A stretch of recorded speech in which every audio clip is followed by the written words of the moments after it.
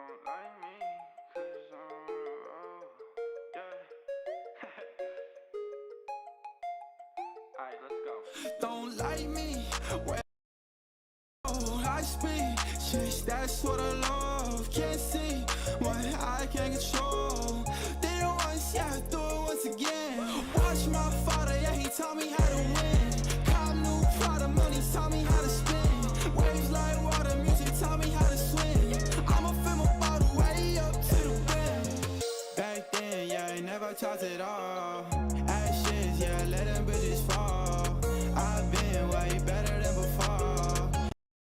Cash that it's all. Hey, yo, watch this. Got a foreign gold switching for my necklace. Got $100,000 on my checklist. All the money you made, that's my worst slip. You ain't learning. I be a new person. I be making money fast. They be so determined. I be working every day. Yeah, I'm up on my circuit. Got me another diamond chain made it from the surface. I been hurting. Would you live with me straight till the end? Baby, don't leave my back. I'm too spent. This is what I got, yeah, it's how it been. But that's okay, cause I'm making ends. Don't like me, well, I'm on the road. High speed chase, that's what I love. Can't see what I can't control. Did it once, yeah, do it once again. Watch my father, yeah, he taught me how to win. Cop new product, money taught me how to spin. Waves like water, music taught me how to swim. I'ma fill my bottle way up to the brim. Talked it all. Ashes, yeah, let them bitches fall. I've been way better than before. Posted with my cash that it's all.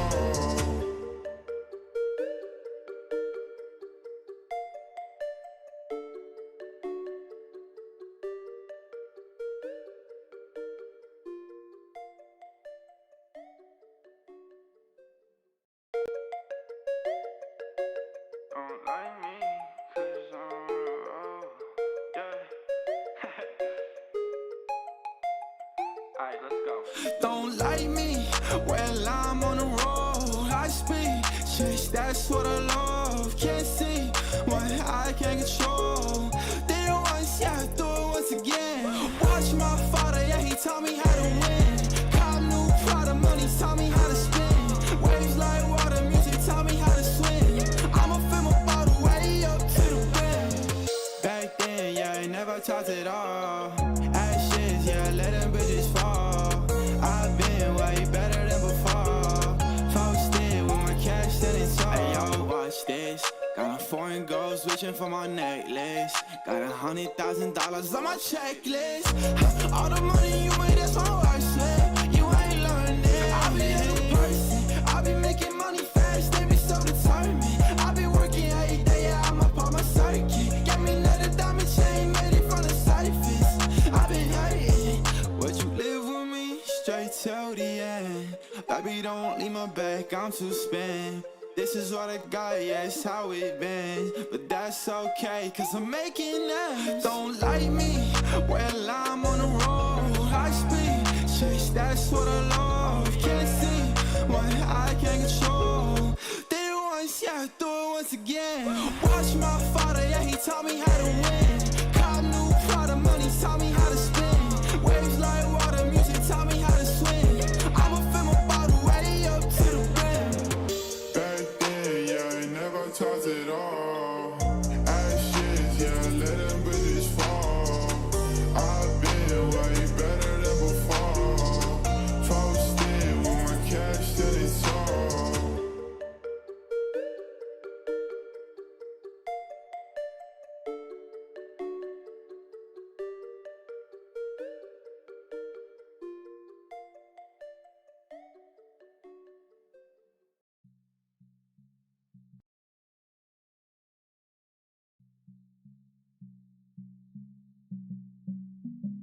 What a fucking liar, dude. What a fucking Weasley little liar, dude.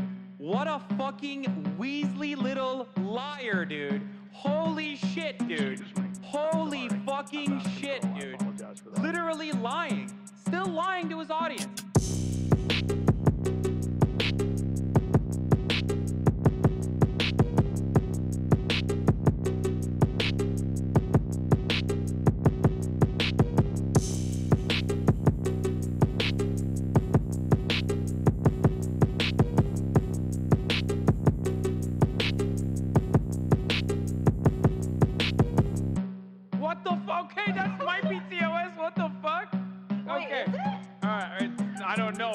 was. You asked for this, sir. I said, what's your favorite anime voice?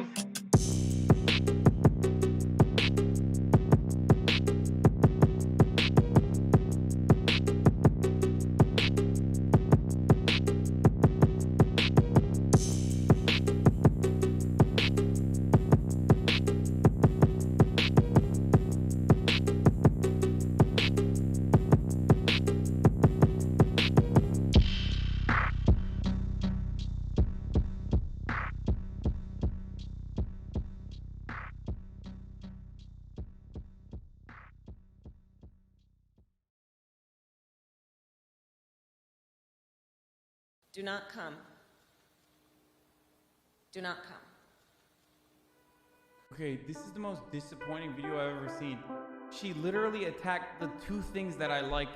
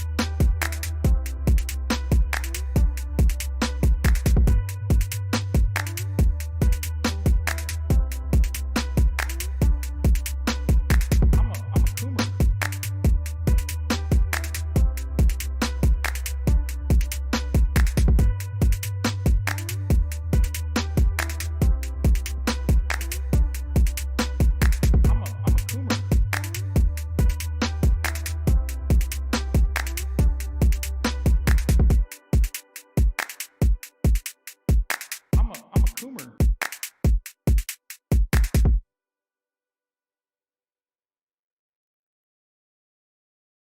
You said some things you didn't mean. I'm sure I did that too. Oh, baby. Egos clashing, dreams crashing. Whatever happened to me and you? From lovers to strangers. When everything changes. Oh, baby. When we tear out the pages. And only one word is left. Please let's just be quiet until the next riot. Just give us some time for the wounds to heal. What is broken is broken. Let's just leave it for now. We need some perspective just to understand how. What is broken for now. What is broken for now.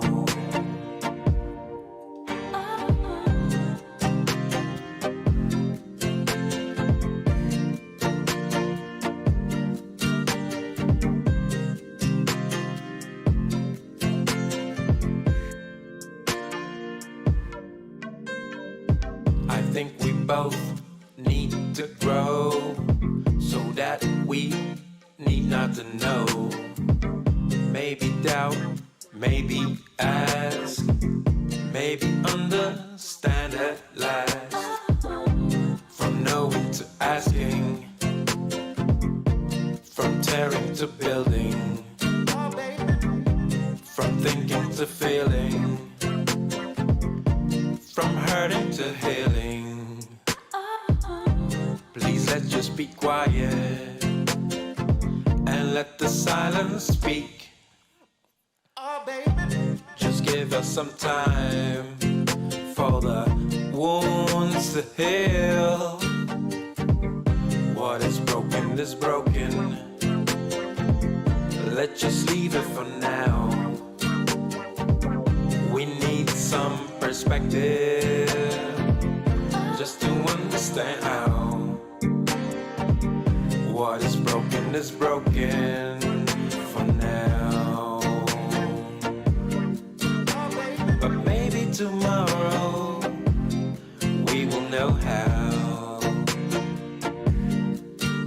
Yes, maybe tomorrow we will know how. Oh, maybe tomorrow we will know how.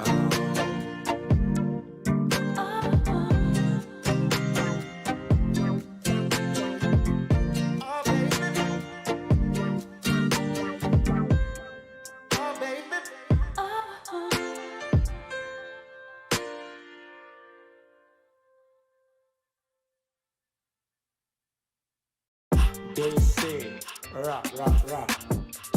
You say, blah, blah, blah. Talk is cheap, homie. Talk is cheap, homie. Blah, blah, blah, blah. Can't be no one else but yourself. You the best at being yourself. Remember that and never doubt it. Stand up, hello world, shout it. Leave a mark, build your legacy. Make them words count, live your fantasy. It's your life, time to live it right. Show the world what you're all about. Let them haters hate, let them doubters doubt. They don't really know what you all about. Let them talkers talk while you walk the walk. They don't really know what you all about. You only need yourself and the one and only. Even when you stand alone, you're never lonely. Take the path, let's travel. One day you'll reach your true level. Allow yourself to take your place on your space. It's your birthright.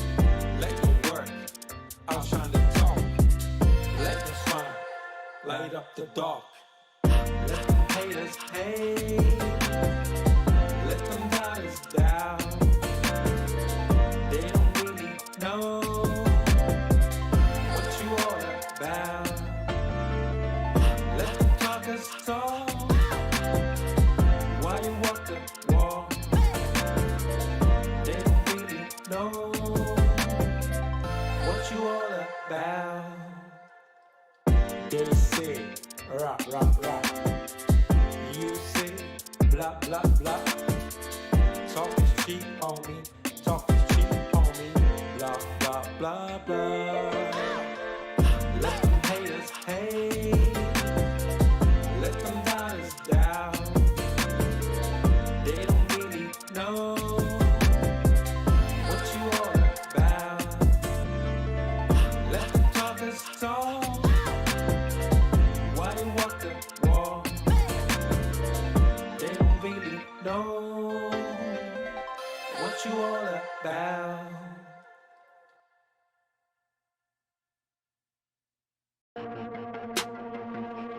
Look what? Oh, look what? Wait, are you fucking kidding me, dude? Oh my god, you are such a pathetic piece of shit. Shame on you.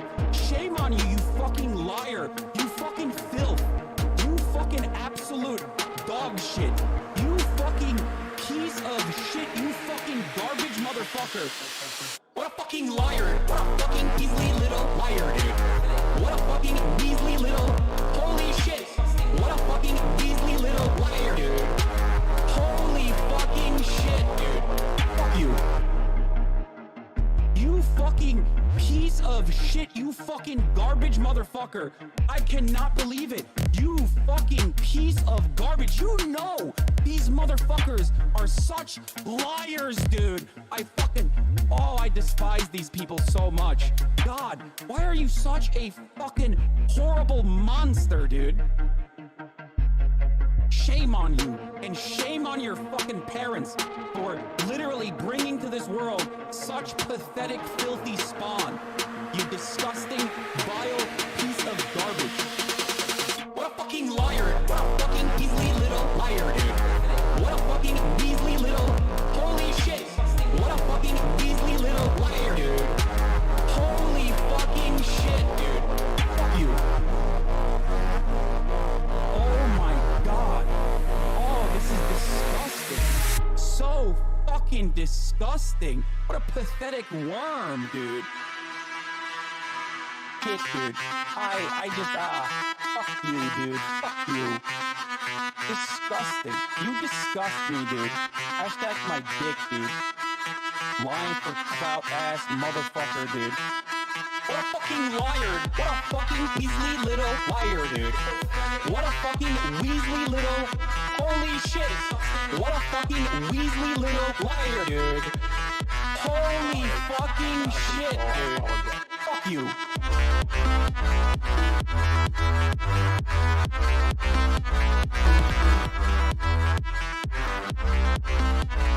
Hello. What's up, internet? What a fucking liar. What a fucking Weasley little liar, dude. What a fucking Professional streamer, by the way. Holy shit. What a fucking Weasley little liar, dude. Holy fucking shit, dude. How's it going? Fuck you. What's up? Hope everyone's doing well.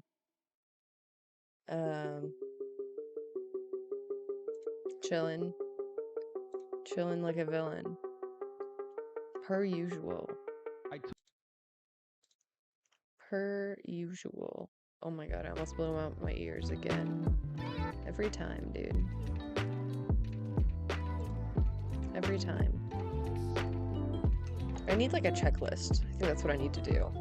Hi there. How are you? Yeah, I need like a go live checklist. Just like 12 things that I still like need to do manually. I could probably automate those too. I just haven't figured out how to stream deck. It's like a whole like coding thing. There's so many different threads and forums.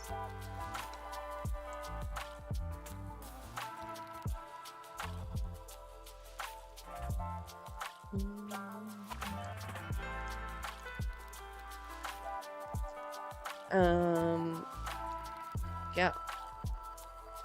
I had a pretty good day. It's mostly just relaxing with the kitties. They're so cute. So fucking cute. Oh yeah, I need to edit more cat content to put up. I have like old videos and stuff, but I just need to edit it. I realized I saved some of my like security footage from one of my trips, and that's gonna be cute as fuck. There's one where Gray's like straight up like going up to the camera and like sniffing it, doing a sniffer. Adorable. I'll do that tomorrow.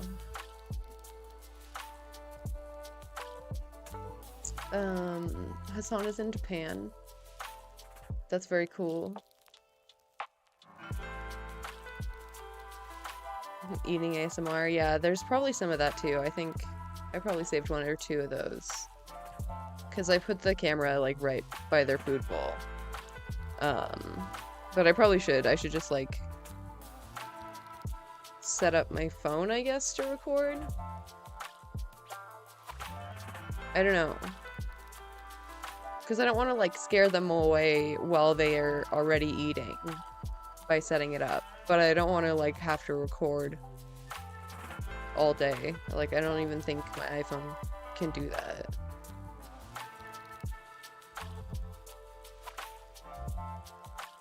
I don't know how long it stops after though.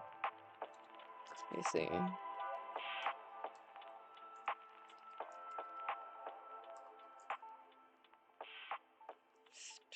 30 minutes? Wait, 140 hour, 30 minutes. Wait, what? That's probably like the total storage, right?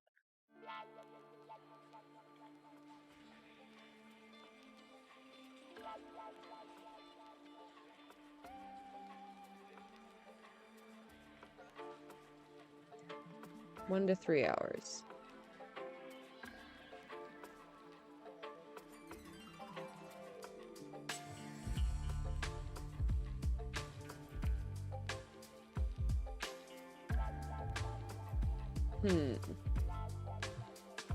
Yeah, I'll have to look up how they do that.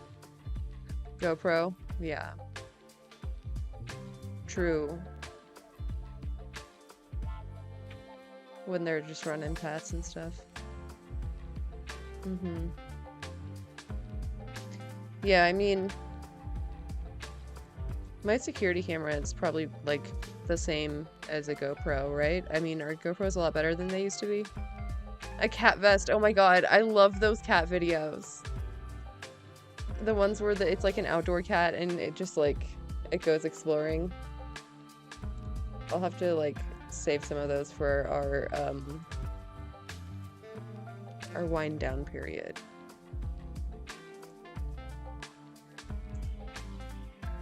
I tried to put a vest on Gray just to like, because I wanted to take him walking.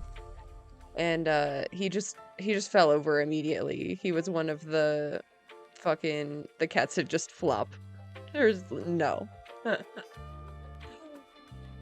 $600 new? Damn. Yeah, that's so silly. He's like, no, absolutely not. And that was when he was a baby. He was tiny. Probably like build it up over time though. I don't know about Kevin though. Probably never gonna get a GoPro on him.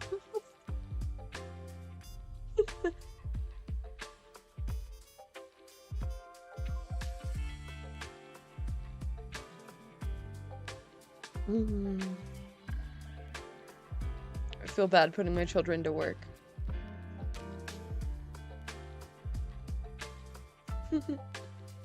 It ain't easy, but it's honest work. Oh my god. Alright, so let's power through the rest of this H3. I started this last night after you went to bed. We're at the Shane Dawson discussion. And then it looks like there's more rough stuff after that. I just love, I don't know, I loved YouTube. I loved like Shane Dawson and I love like Jenna Marbles and all that shit, and I wanted to do it. What's your opinion on Shane since like, have you talked to him about since like his major cancellation? Yes. The last time I spoke to Shane was at a Jeffree Star skin event, probably like Jeffree Star skin. 8 months ago, 9 months Oh my ago. God. We've spoken over messaging a couple times since then. And Fucking Jeffree Star, of all people, came out as a motherfucking transphobe, I guess. Well, no. A non-binary phobe. Which is fucking interesting. Considering that he looks like this. I'm sorry, sir. You probably want to be on the side of the non-binary community. They don't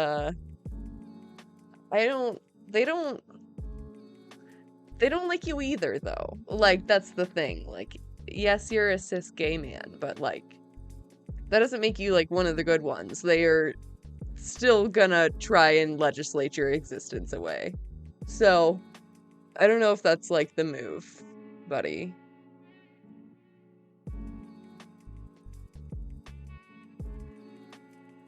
How do you walk around in full drag and not support non-binary people? Like, all the time. Like, always in full drag. Like, you rarely see him without makeup.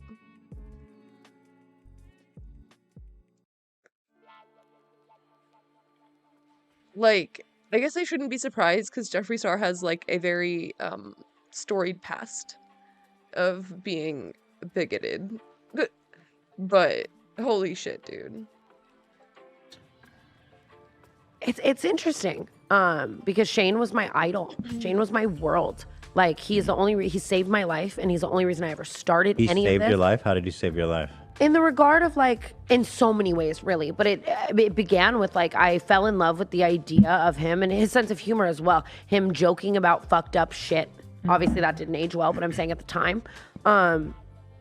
To make light of trauma and to provide an escape for people who might need it. And I was that person who needed it. You know what I mean? Like, I loved, you know, my household's full-blown chaos, awful. I'm crying. I hate my life. And for 5 minutes of a day, I get to escape, and Shane Dawson's day gets to make me laugh. And that saved me in so many regards, was the escapism of it all. And then I think he genuinely, like, the things that he was saying empowered me enough to think maybe I can do this too, which also saved my life in a regard. And then I accredited so much of, you know what I mean? Like, I blew up because I made this video because he inspired me. And then I met him. And then at the time he was so there for me day in and day out, and like mentored the shit out of me on like how to do this and how to deal with all of the emotions of this lifestyle. And also just, you know, like pointers, business pointers. You're really funny doing this. Keep doing this. Blah, blah, blah. And was there for me for years and years. All TanaCon, all the, just everything though. Like, you know what I mean? So it was hard for me when he got canceled. Like I was sad. People always say you like live long enough to see your heroes become like villains in a regard. And that's what it felt like for sure. And then it has you kind of second. That's not what people say. But okay. Okay. Guessing everything. You know what I mean? Like I for so long I was just like, oh my God, now I can recognize he shouldn't have made that joke. And did our senses of humor at that time make our relationship inappropriate, or so on and so forth? And I think throughout it all, it just made me question everything and kind of gave me it was almost like a new chapter in my world, I guess. And after speaking to him, and see, I'm saying this in the same regard as other conversations we've had where I can't even think of all the jokes he made. And I'm sure I could sit here and be like, I think he's changed, I think he's grown. And someone could pull up one joke that's fucking awful and unforgivable and say, you're so wrong for forgiving him for that. So it's a hard water to tread in, but like. It's not so much the jokes as like, I think things like the time when Shane made her like pee on him, I guess, or like pretend to pee on him. Like, I don't remember the exact like details of that, but like, yeah, it was like for a video, like they were recording, and like it was all very coercive. Like, she was very newly 18, like it was very weird. Like, I don't know. I don't think anyone should be telling her whether or not to forgive him, but like, it's not like, oh, we're just trying to cancel him because we don't like him. Like, he did like actual like fucked up shit, including to Tana. From what I see, because I don't see him all the time, I don't talk to him all the time, but when I have spoken to him and what I see, I feel like he's on a really great path now, which is good. And it's just, the internet's weird. He wasn't doing controversial content for a while. Yeah. And then everyone's like, oh shit, he was doing like blackface and like, yeah, like that shit's inexcusable. And asking his young cousin about sex. Yeah, that shit is absolutely inexcusable. Yeah. It is a question though. It's like, and it's just so weird the way the internet works. Like, certain people have been canceled for worse things are still filming a video and posting it to this day. You know what I mean? Like, the line on the internet of who gets forgiven and who doesn't, and yeah, it's very interesting to me. there was this one tweet you liked that I was interested in. You said, this person tweeted, the fact Shane Dawson made Tana Mongeau pee on him As soon as she turned what I'm 18, talking doesn't sit about. right with me. I can't believe I watched that video and thought it was funny. That's like your #1 most viewed video, right? It's one of them for sure. That's kind of what I was saying in reference to there was an era where I was questioning everything. Mm-hmm. Do you know what I mean? You're looking back and yeah. And that, like at that time, like I probably liked so many tweets like that about that time, about everyone, Vlog Squad shit, everything. And I think now I've come to conclusions about how I feel like about that situation. I can honestly look back and say that it's not like I literally peed on him. Like it was. That's what I was gonna ask. In So in a regard, like yeah. You didn't pee on him. No, I didn't like physically actually. No pee but touched him? We made it seem like I did. Do you know what I mean? But I knew what I was doing. It's one of my most viewed videos. He wasn't getting on. There was no like No, sexual. yeah, like I can come to a conclusion now that I think it was too far and we were constantly making too far fucked up jokes. But at the time, the internet loved that shit. So we normalized the fuck out of it because it didn't matter. But I don't look. I mean, shit, the internet still loves that shit. That would still go viral today, I think, sadly. I don't think it's changed all that much. I don't know. Look at that as trauma. Like I don't look at that now as like that was really fucking weird and I need to like, you know what I mean? I just look at it as like a different time, too far, wild for sure. But it doesn't bother me. What's your guys' age difference? Like how old is Shane? It's a pretty big one, I think. So that I But see at the that time, he was so he's 34, so he's like Oh. my age. like 10 years old. 10 years. I mean, But so you're 18, he's 28. That's kind of a big Yeah. difference. I could see him being like making sexual videos with you. and I think that he had a lot of growing up to do too, in the regard that like he was just always filming videos with all of anyone who had clout at the time. You know, he was in his view getting fucking era, you know? Yeah. So he was filming all these videos with that same raunchy sense of humor with all of these upcoming people, some young. And I think that he was still in that very young like mindset. And he had a lot of growing up to do. There's one bit he does that always blows my mind, which is that puppet, the little girl puppet, who's like trying to have sex with everyone. And she's like 8.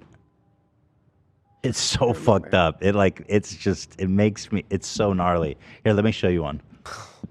You know what was so crazy? He did it with the Fine Bros. The fucking Fine Bros. And they never got heat for it. That's kind of what I mean is that everyone just had a dark ass sense of humor and that was okay and it was a joke at that time. Because I remember laughing at every single Shane Dawson video ever. Yeah. But you're a kid. Millie. Well, I don't know. There is a line, and I feel like Shane crossed that line even then. Like, this was weird at the time. I don't know. I might be like an outlier. Yeah, you remember Millie? This shit was, some of these jokes are you're like, what the fuck? And I remember thinking this was the funniest thing ever. Yeah. So Millie, He looked so different. Oh my god. Are you talking about your big dick? Wow, was he like hot? He was hot. No. He definitely was in that Giving cute Lil Xan. boy, that cute boy era, like the Smosh cute boy hair era. I don't know about I don't that. ever remember being like, He's like not that cute, even then.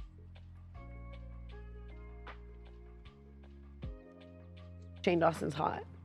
But like, I'm Millie! So Millie, you a fan of the D? Are you talking about your big Why is he talking like that? dick? That's just like right off the bat. It's like, what? Because she's like 8. It's fucking crazy. Stick me. What? No. I was talking about D like Deezy. Man, where did you learn how to talk like that? From watching Selena Gomez. Selena Gomez. Yeah, Good and call. iCarly. She's so cool and attractive. I love the way her hair flows down her back and brushes over her tight it's ass. one thing with a puppet, Oh, but then like that shit's that's Jesus Christ. Jesus Christ.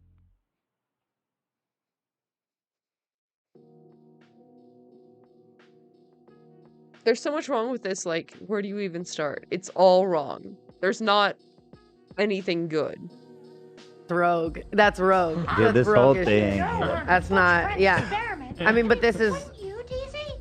Oh, and her newly developed Yeah, like breasts. that's. They're speaking. That's not even the worst thing this puppet done. This puppet. I remember them all. Yeah, this puppet. It's a tough haunted me. watch. I mean, Don't It's you a tough think she's watch sexy, for sure. Daisy? Here, let me just click to But the at other. the time, it just so wasn't, which is crazy. Yeah, because you were a kid. That's fair. And the adults. Yeah, I don't know. If I had seen that at the time, like, absolutely not. Report video. Had no idea what was going on YouTube yet. Right. Can you imagine? You're like, what the fuck? You see your young daughter. Hey, you want to suck my dick? Yeah, Some 8-year-old.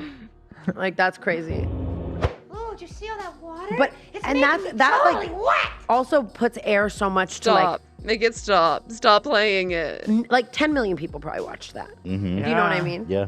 So like society also thought it was funny and kept coming back. I think that's why people. It is kind of like a grooming thing. It's weird because you're normalizing like an 8-year-old Yeah. girl being sexual, which is not normal. And maybe that was a lot of what YouTube was as well. It was like shit that you just couldn't look away from. Do you know what I mean? Because people were figuring it out. Like you know what I mean? And they were like, this gets views. People can't look away. But now you can like acknowledge that that's not the correct route. There's been a lot of awareness and all that kind of stuff. It wasn't just Shane. I think there was a lot of fucked up shit. It was me. I said so much fucking crazy shit too that I mean, I guess I have my age to help me with that, but still. Wait, I want to see one more. I love you for subscribing. Bye. Why is it just showing a fucking? Pain. Shane, hey, Shane. Well, is it wrong to touch yourself in the nether regions? Bro, and it's shot like a snuff film. Dude, what Like, the this fuck is not is okay. this? What the fuck? Shane, can I ask you a question? Oh my Shane? god. What? Shane, will you fuck me? Bro, Tough watch. that is not Tough fucking. That is not funny at all. Like that is. Yeah, like that is just vile shit. For kids, fuck there's is wrong just kids with him, watching dude? this Yeah. shit. I see people in chat saying I was. shaped my brain. I think Shane traumatized you more than your parents. No, Um, definitely not. But, I see people in chat saying they were 12 years old when they watched this. wow. Absolutely. I probably was. 100%.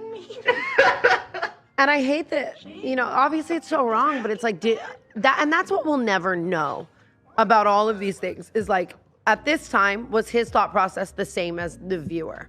Like, you know what I mean? Like, this is just rogue and funny and people want to watch it and whatever. You know, and that's where I think a lot of the cancellation came from, where it was like, is it? I don't care. I don't care what his fucking thought process was. Whatever it was fucked up and wrong. Like, he should have, like, thought harder. That, or is it something darker and deeper? And I think, in my opinion, he thought he was just, I don't think he knew what he was doing was so fucked up. If I had to guess, I could be wrong. I know a lot of people think the I other think way. the problem, that the reason the cancellation was so serious Yeah. is just the amount of stuff. Yeah, Like, absolutely. It's so much. And you it was, know? it all kind of happened at once as well, in Yeah. the regard that it was just like, we've pulled up these 100,000 things that he said and done all at once, which obviously also It was is so bad. always. And then the Smith thing really fucked him up when this whole Smith family came down on him. Oh. Was that the like actual girl who used to be in his vlogs? Is that what you're talking about? No, there was a picture His of him in a cousin? subway. Here, pull that up. Like he said something about Willow Smith. Oh. wanting to fuck her when she was like 12. Oh, like the Smiths. Yeah. these Smiths. Yeah. Yeah, I was thinking everything else. That and like what was it like? I'm gonna look it Jada up. was like, "Keep my kid's name out of your mouth." Damn, they love that. Every Will Smith loves that.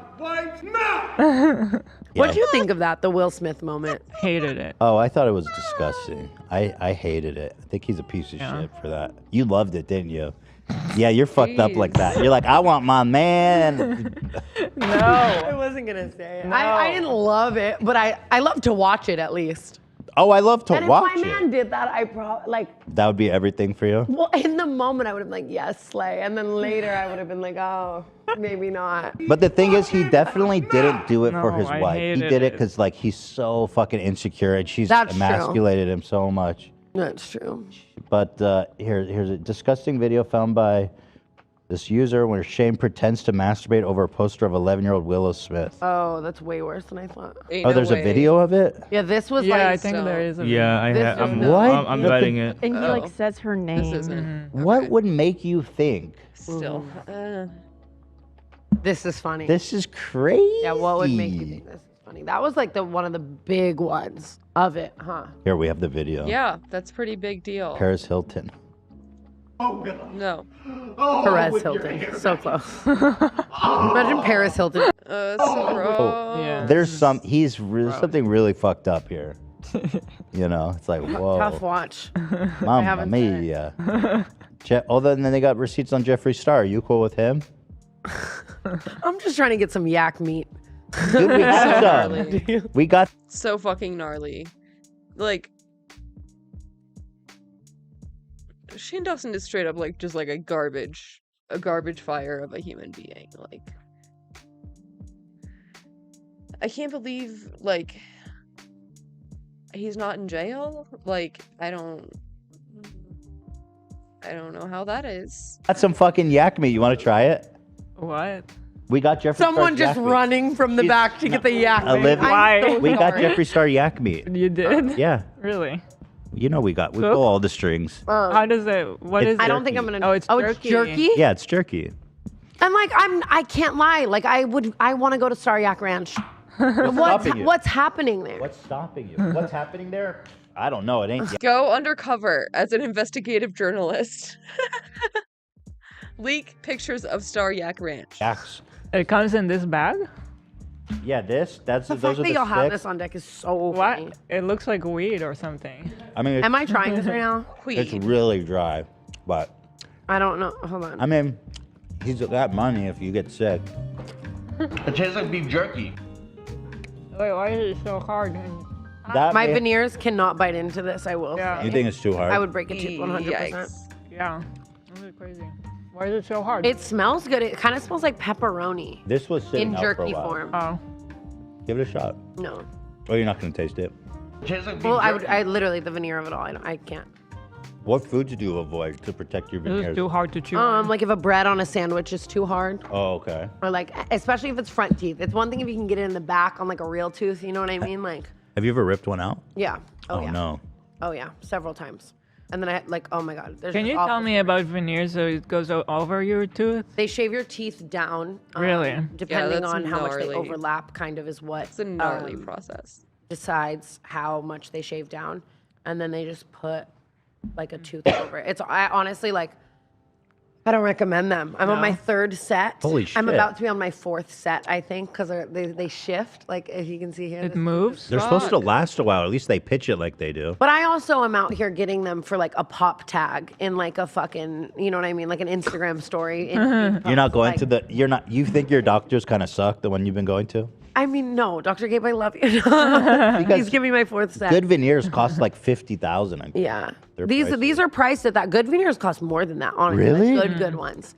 What is it made of? Like fucking like Porcelain. endangered Well, rhino tusk. No, dental Porcelain, stuff so is like so toilet expensive. seat. My best friend actually frequently calls me toilet seat teeth, and it really hurts my feelings. That is mean. That's just mean.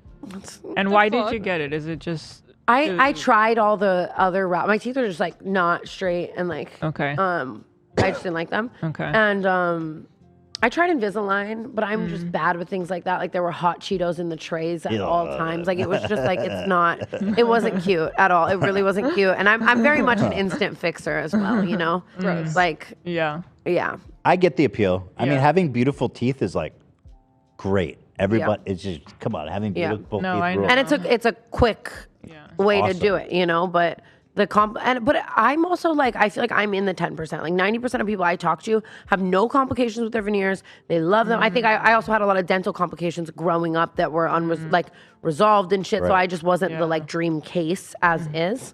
So I mean, yeah, I don't know. Your teeth look great. Yeah. Fuck it.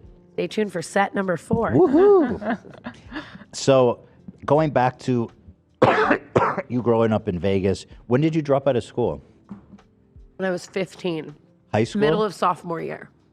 Was something happen or what? Like, how do you actually leave high school? I thought there was like that was illegal or something. Well, It is, but I just feel like Vegas doesn't give a shit. They don't give a fuck. If you look at if you rank the school system, the school systems are ranked from like best to worst, all 50. Vegas is 50th, or it was for a long time. I don't know if it still is. I remember seeing that. 49th, or Nevada is. Yeah. But I mean, they don't give a shit. But I mean, I think it was leading up to it. Like I just, for years of my life, I've always had really bad insomnia. There was a lot of fighting in my household. I would never sleep at night. Like I was like scared to fall asleep. I had really bad insomnia. So I'd be sleeping through class all day, like every day and shit. Like, cause I wasn't getting any sleep. I remember so many times where teachers were like, Yeah, it is curious how all the states with the worst education are all red states. Interesting. Curious. would send me for like a wellness check at my school because Yeah. like, why is she like in REM sleep? Like it's one thing if they touch you and you get up, like I wouldn't get up, like type of thing. Wow. I hated the rules. I hated authority. I didn't want to learn. I hated life. So I was like, why the fuck, what am I doing this for? Future, I'm going to fucking kill myself. What, like, there's no purpose. And yeah, I mean, and then it would just, I remember one of the last times my parents took me to school. Oh my God, here I go again. Though, am I going to get fucking sued? It's so fucked up. It's like, this happened to you. I know, it's insane. Just maybe if you say, I had a dream this is the way that I remembered it. Yeah. It could have happened differently. Yeah. Yeah. I remember I was in the car and shit got so bad that I remember in my opinion, I remember in my opinion, I was so angry that I got out and I was walking to school and it was freezing outside and we're far as shit from my school and it was like 30 fucking degrees out and I'm walking to school in like flip flops and like a t-shirt and I'm freezing and then they're screaming from the car to not the car, whatever. People call the police, like police show up, whole thing. And I'm just like walking to school. And I remember being like, I don't want to go back. Like, it just like, this is too much. I don't want to go back. And so I just stopped going. I never like filed That's a paper. crazy. I never anything. You just one day stopped going? Yeah. Nobody reached out to you? Nobody asked any questions? No. What? I literally just one day stopped. I mean, and I had That's hundreds crazy. of absences as is. I think that it's sad, They didn't see really. if you died? Nobody was like, is she alive? No, I mean, I was you had funny about friends. it though. I was Yeah. funny about it. I'd be like picking my friends up from school. Okay, I I went saw to you. I went to all the like senior assemblies and shit. I would sneak into the school and just like do the fun shit with my friends and be like, oh, I'm a senior. Not at all.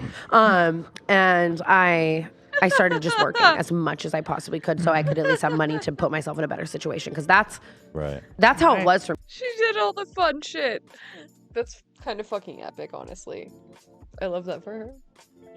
Me from an early age. It was like, you have to get yourself out of this or you're gonna be Survival. fucked. Yeah. Yeah. Yeah. It's also Didn't why they ever send like social services around to your house or anything like that? No. Never. Nobody ever checked on you. At one point it's truancy when you don't show up and I think they sent a truancy officer like one fucking time and then they just like rang the doorbell, no one answered and they left. Like again, That's it's incredible. Vegas. That's actually like Is it kind of like a Vegas thing? Like I don't know. I think but I'm assuming that's not happening in like the Hamptons. I'm No, assuming that's it's not not. happening It's in like yeah. you I know. think they're probably underfunded. There's a lot of kids who are probably 100%. not the best upbringing. And Absolutely. They just And don't have the resources. And that's the thing too. Like I feel like high school and all that type of stuff, and a lot of other towns are very community based in the regard that like all the parents are friends and check on each other and all live in similar neighborhoods. And do you know what I mean? Like Vegas just isn't fucking. It's not like that at all. I guess. Oh, you probably don't know about this, but if you're trying to avoid getting sued, you just say in Minecraft. So you say, my parents picked me up in Minecraft. No way. In that case, in Minecraft. No way. It's a gag. It's like an online gag. You say in Minecraft. Oh my God. It's funny. Yeah, it's funny. Yeah. Or you could say in Roblox if that's your cup of tea. Yeah. I mean, what's crazy too is like, I'm really not that terrified of being sued. Like, that's one of many, many, many lawsuits I've gone through. But How many lawsuits? We might be kindred in that regard. I think Ethan is thinking, did we just become best friends? Right. Because I'm on like my 5th right now. Really? For defamation. I remember those days. No, I'm just kidding. Still haven't lost. That's awesome. Yeah, I've won the majority of my lawsuits. I did lose one this past year. But normally I'm like, fuck it, I'll say it, sue me, because it's when a business is suing you, or like you know what I mean, or shit, it doesn't matter. It's not like your whole life's Just trauma money, and like yeah. airing it out. So it's like, yeah, that's the only one where I really like I get tread it. lightly, I guess. So you dropped out of school. You immediately just went, because can you even work underage? Like, was it hard to find a job at 16? 15. 15. 14, you can do shit that's like, you know what I mean? Like you could go mow someone like lawns, or you could go work for a company that's not like tax. Right, like happy. they pay you cash or something. Yeah, exactly. And then 15 is, I think, when it's legal, or at least it was then. And I just immediately. So you went and people hired you. Oh 15. my, absolutely. I was preparing for it, like at 14. Like I was like, on my 15th birthday, I think literally maybe a day after my 15th birthday, I was like, Was applying. that transition from being a student to like a full-time worker at 15? What was that? What did it feel? Was it relief? Was it good? Was I loved it hard? it. Yeah, I loved it, because I guess for me, and it's sad, but school felt like something I was doing for no reason. Yeah. Because it was like, even if I graduated with I'm not being sent to college. I'm not a straight A student who's getting sent anywhere. And maybe I could have been if I applied myself, but I didn't feel that way. Like I had no motivation. I was so depressed. And that was a very instant gratification. I'm getting paid, I'm making money, I'm changing my life. And you know what I mean? I liked my coworkers. I liked working. I liked applying myself to shit. I also always worked in retail, and I love clothes, and I love people. I'm a people person as well. So I enjoyed like making my tips and doing shit like that off of human interaction. I loved it. Yeah. And so when you turned 18, you moved to California, right? I like don't remember my life. That's another thing that's kind of dark with the trauma, is everything is like such a. It's like people always call me out for fact checking. So I'll be like, I did this when I was this age, and it's like not even at all. Well, the age is less important. You moved out to California. Like, what was your plan when you were? No, yeah, like trauma will literally give you amnesia, like literal clinical amnesia. Your brain just like blocks out the bad stuff. So it makes timelines really hard, because trying to piece together like Swiss cheese, essentially. Arrived. Did you have a place to stay? Were you staying with friends? So do you remember O2L? No. Like Ricky Dillon, and like, do you remember all those like JC Kalen and Kian and whatever, O2L? Oh, let me look. Trevi Moran was my first like LA best friend, and like had been doing it far longer than me and making money, and I would always stay with her. Our Second Life? Yeah. These guys? Yeah. So Trevi has transitioned now. Whoa. But this is before. This her is 8 transition. years ago. Yeah. So you were homies with these guys? Yeah. Interesting. And well, no, all of them kind of, but Trevi specifically. Which one's Trevi? Bottom left. This. Yeah. This person. And wait. I would always stay with Trevi, and Trevi like really took me in and kind of showed me the LA ropes, and then eventually, there were other like FaZe Banks was really like my good friend, and I would like be there a lot and stuff. That was like FaZe Banks was like my second LA Blanks. Blanks. We call him FaZe Blanks, but it's affectionately. Affectionately, Yeah. I love him. He's my longest. Banks and Trevi are my longest LA friends. That's so they nice. kind of brought me into this world, and I would stay there, and all that type of stuff. Was it hard to transition, or was it kind of like you were making money by the time you No, came if anything, here? I took way longer too than I should. I stayed in Vegas a lot longer because I was like scared. I'm like, is this a lifelong thing? What if I move to LA and it doesn't work and whatever? So I was back and forth a lot. At one point, I was renting a house in Vegas and a townhome in LA with my best friend. And yeah, so no, I made it pretty gradual, which I think was good for me. So I didn't let LA change me too hard off rip, you know. Where are you from? California? Are you guys from California? I'm from Ventura. Yeah. So I've been in California my whole life. I'm from Israel. She's I grew up in Israeli. Israel my whole life. How did you guys meet? We met when he came to Israel to visit on a birthright trip. Everybody loves this story. And it's like a trip for Jewish people. Yes. You know what birthright is? Yes. So Okay. when you go in a group, So when you go in a group, there's a few soldiers too. Yes. It is such a cute story. So I was a soldier. She likes my bad boy vibe. You're so fucking cool. I'm so cool. I pulled her. Me going on H3 is just a scheme to become her best friend. She's so fucking cool. Oh, stop it. Like you were a what? You were a what? Like, tell me more about this soldier lifestyle very quickly, please. Well, she had a gun. So you have a gun? Did I? I Like don't a remember. fat fucking like What was AR. your soldier duty? I don't remember. Not so that I can in imagine you're Israel, strong, but I'm looking at you right now with your it's not like Prada that. on, and I'm like, huh? It's not like that. So in Israel, when you're 18, after you finish school, you have to do the army. Yeah. And Everyone does. Yeah, it's mandatory. Okay.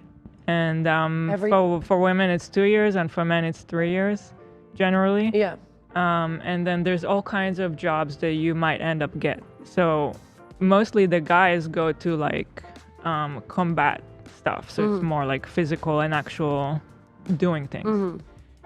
Now they did start giving women the option to do that. So that's kind of like a later thing. Would you do that if you had the option? I never wanted to. Yeah. I didn't even want to do the army. But in Israel, it's kind of like a big deal if you don't do it. Yeah. And I was debating not doing it, and it's like a whole thing. If you want to try to avoid it, you have to like really lie through your teeth. You gotta like shit your pants and stuff. And they would come to your home and check on you. And my Literally. parents would not allow me to do that. Yeah. By the way. Didn't and you know someone that shit their pants when an army person came over to check on them to look crazy? Shit their I pants? swear you told me that I don't story. remember. Like you have to go all out. Yeah. But so anyway, a lot of people around me also, like my friends' parents, pull me aside and they're like, listen, you have to do it. You'll never get a job. Oh, really? In interviews, everybody will ask you, you can't do that. So I did go, and then they asked me like what kind of job would I want, like because there's different options, and I was like, I just want something like that where I can go back home every day. So like just leave me close, like in Tel Aviv. That was like the only thing I asked and I actually got that, and it was like the worst thing ever. It was like I just felt like I was wasting my life. I was just sitting in an office, so crazy. doing stupid, like really stupid menial computer work. Yeah. And spending like an hour on the bus going there, an hour on the bus coming back home, going back home to my parents' house. And basically you also make no money. Like I made like $100 the whole month. Oh my God. So I would have to also work on the weekend to try to make money for myself to like buy whatever. That's sad. Yeah. That's fucking nothing. Yeah. So I hated that, and then I asked for like a change, which is something you can put in a request. It's like a whole process. I did that, and you don't know what you're gonna get, so it's a little bit of a gamble. And then I got to go to this place where it's like they actually send. At least our fucking military guys make enough for that fucking Dodge Charger, you know what I mean? That's right. And you away from home, and you spend the whole week there, and sometimes the weekend too, and then you go back home like for a weekend, and then go again to the. Oh my God. So it's like it's a lot more like army like. That explains so much about you, why you have so much like value for the life that you live now. You know, like I do. Like, that's awesome. How much you appreciate it, but it's cool to know that's where it comes from. So I didn't think I wanted that, but when I got there, it was actually a really good experience for me because it was like being away from home, and I didn't like being home too. At the time, my dad was like really difficult, and so it was kind of like an opportunity for me to go away from home and try something new and bond with people. And you guys met in this and then when I was at that base doing that, they were like, there's this thing, if you want to apply for it, where you basically go on a week off and you just travel. Yeah. It's just like, it's kind of like a bonus in a way. Do a lot of soldiers? I would imagine a lot of them sign up for it. I didn't even know about it, so I don't know how many people know about it or how many people they let. How did you find out about it then? Somebody, so where I was in the base, there's like. Yeah, I think the apocalypse outside. That's coming from outside. Yeah. Yeah, it's not like a weird AC unit with a kill button that you pay for, right? Yeah. Okay, that's crazy. So there's like a person, like a captain or whatever it is that manages that whole department where I was, and I was his secretary. So that was my job there. So it's sort of like a good role in a way, and I don't know if that's why I got that opportunity. I don't really know. Probably. And you were there on birthright. So You I got went to on go on trip. this trip, and he was one of the Americans. We met on at the trip. Holocaust Museum. No, you Or fucking. I think that's the we first did. time we spoke to each other.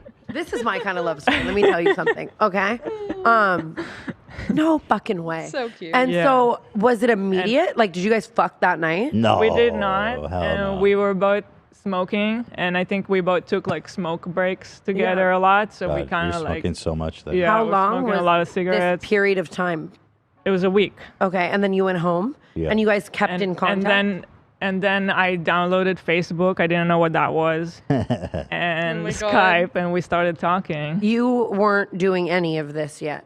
You were LTR No. online. a normie. Yeah, Doing what? like this. Oh Social no! media. Oh yeah, way No. before. Way Way before. Way before. Yeah, I So was a your normie. entire journey on the internet has been with together. We by made our YouTube Yeah. channel together when I was living in Oh, Israel. fucking! I'm gonna kill myself. Because I'm gonna die the fuck alone. That's so fucking annoying. Oh my! One relationship across your whole fucking career. Oh my god! it is pretty crazy. I'll end it all. Because That's it is. insane. I moved to Israel eventually. Oh my God, Tana, it's okay, girl. It's okay. It doesn't happen for everyone. In fact, it doesn't happen for most people. Gonna fucking die alone. Oh. I'm living for the Ela mothering Tana dynamic. More of that, please. Because that was the only way we could be together. Yeah, I came here first, and I had like only 6 months to be here, and then I get kicked out basically. And he Yeah, came moved to to Israel Israel. with me. How long did you live in Israel for? 5 years. 5 years. With her? Yeah. And then like Stop. it must have been Yeah. year 2 or 3 we made And the YouTube. yeah, I was going to art school. So cute. I tried to get into fashion. They didn't take me in. Yeah. Then the next year I tried again. Oh, and I love tried your life. art. For you. I love everywhere you're at for you right now. That's fucking awesome. So, and in that art school, I had to Dude. take a. I'm obsessed with how good Ela's eyes look with just like black eyeshadow. It looks so good. What? mandatory video class, and I was too shy to be in the videos, so I would record him. Yeah. And show it in class, which was so stupid. They were weird. I would love to see that. He just has a puppet. No, they're Just super fucking- super sorry. weird videos. And then we ended up putting those videos up on YouTube, and that became like our beginning. And people like one of them gained some traction. Well, I was doing Very like slow. I was doing It was really very stupid, slow. like dumb, not funny, poorly shot sketches. Those really didn't get any traction. I started doing these video edits. That was the first time people started to follow me. I would make these like I don't know. Let's see, like that's a 10. This video was like actually viral. I edited this, and this was like my first big break.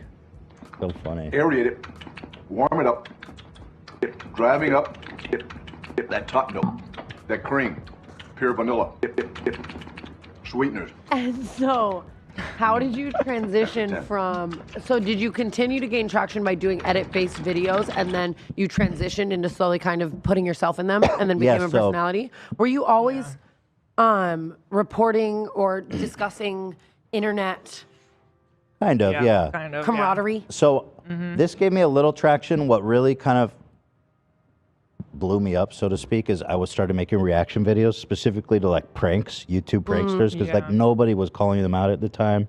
So you were kind of in the very beginning, like you spearheaded the reaction Yeah. industry, the reaction. AV niche, used I to. guess. I don't. Yes. I They don't wanna- revolutionized the genre because they were the first commentary channel to really do like sketches and actually like write out like good jokes and stuff. And That's lit. Yeah, I can't say that about myself. Thank you, AB. You're welcome. That's awesome. I don't want to sound arrogant. I love but knowing people's like, origin, especially Yeah. people who can continue to reinvent and stay on the space for so long. Thank it's you, so Queen. interesting. You to too, me. Queen. And you Look too. at you guys go, though. And now you're on. I love your life story. That's fucking Thank you. awesome. Yeah, it's been pretty crazy. But I didn't know any of that. the last 10 years has just been like pretty domestic life. Yeah. You know what I mean? But it's crazy how much we've been through. It is. Like, Sometimes it's. I mean, I it's met easy to him when I was forget. 19. Yeah. Like, are you guys ever just like in your LA home? Like, should we go to the studio or Postmates Air One? And you're like, what the fuck? Yes, Yeah, we literally are. all the We're time. like, what is our life? We used to be broke as a motherfucker. We lived in an apartment that was infested. I don't with rats and cockroaches. It was a Cockroaches. studio apartment. Yeah. There was more fucking. We went through selling drugs, like you described Yeah, we too, sold drugs just for a minute. Yeah. to make enough money to pay rent. Absolutely. I smoked crack once. I don't know if I mentioned that. Different time though. That's fucking insane. I mean, the bond of struggling with someone, and then I experienced that with my friends. I have not been so lucky with that in love lasting, but it's a bond like no other. Yeah, it's been a lot. Actually, one of the videos we made, a reaction video. I don't know if you can find it. You can hear a rocket going off. Oh, because you're in Israel. Because there's fucking, they were shooting rockets into Israel. That's insane. Yeah, it was pretty wild. Yeah, Ethan was there during like one time when rockets were getting to Tel Aviv, which is Like pretty rockets unusual. are made up in my head. Rockets are on nuts. Jimmy Neutron, and that's it for me. That's crazy. Yeah.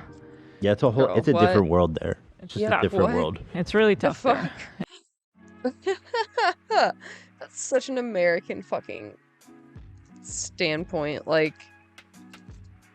you should probably look into all the rockets that we fire on innocent fucking civilians all over the fucking world. And people really feel it. I feel like now that I get to go away, and then when I come back, everything becomes more and more noticeable to me. Like, everybody's so on edge all the time. It's hard there. It's a hard life there for sure. I can't imagine. You know what I mean? It probably makes you so calm here, though. Like when people are on edge about like stupid shit here, you're like, oh, shut up. But you know, every place I'm learning, every place has its own stuff. And here you have this like mass shooting thing that's so scary, and police brutality, which is like something I've never thought in Israel. That's not, I don't know. I mean, I don't want to speak. We take obviously. our kids to school and there's like armed guards and shit. You're like, Really? What the fuck? Like, Where do they when go I to- was a kid, that wasn't a thing. I shouldn't ask where they go to school at. Actually. No, yeah.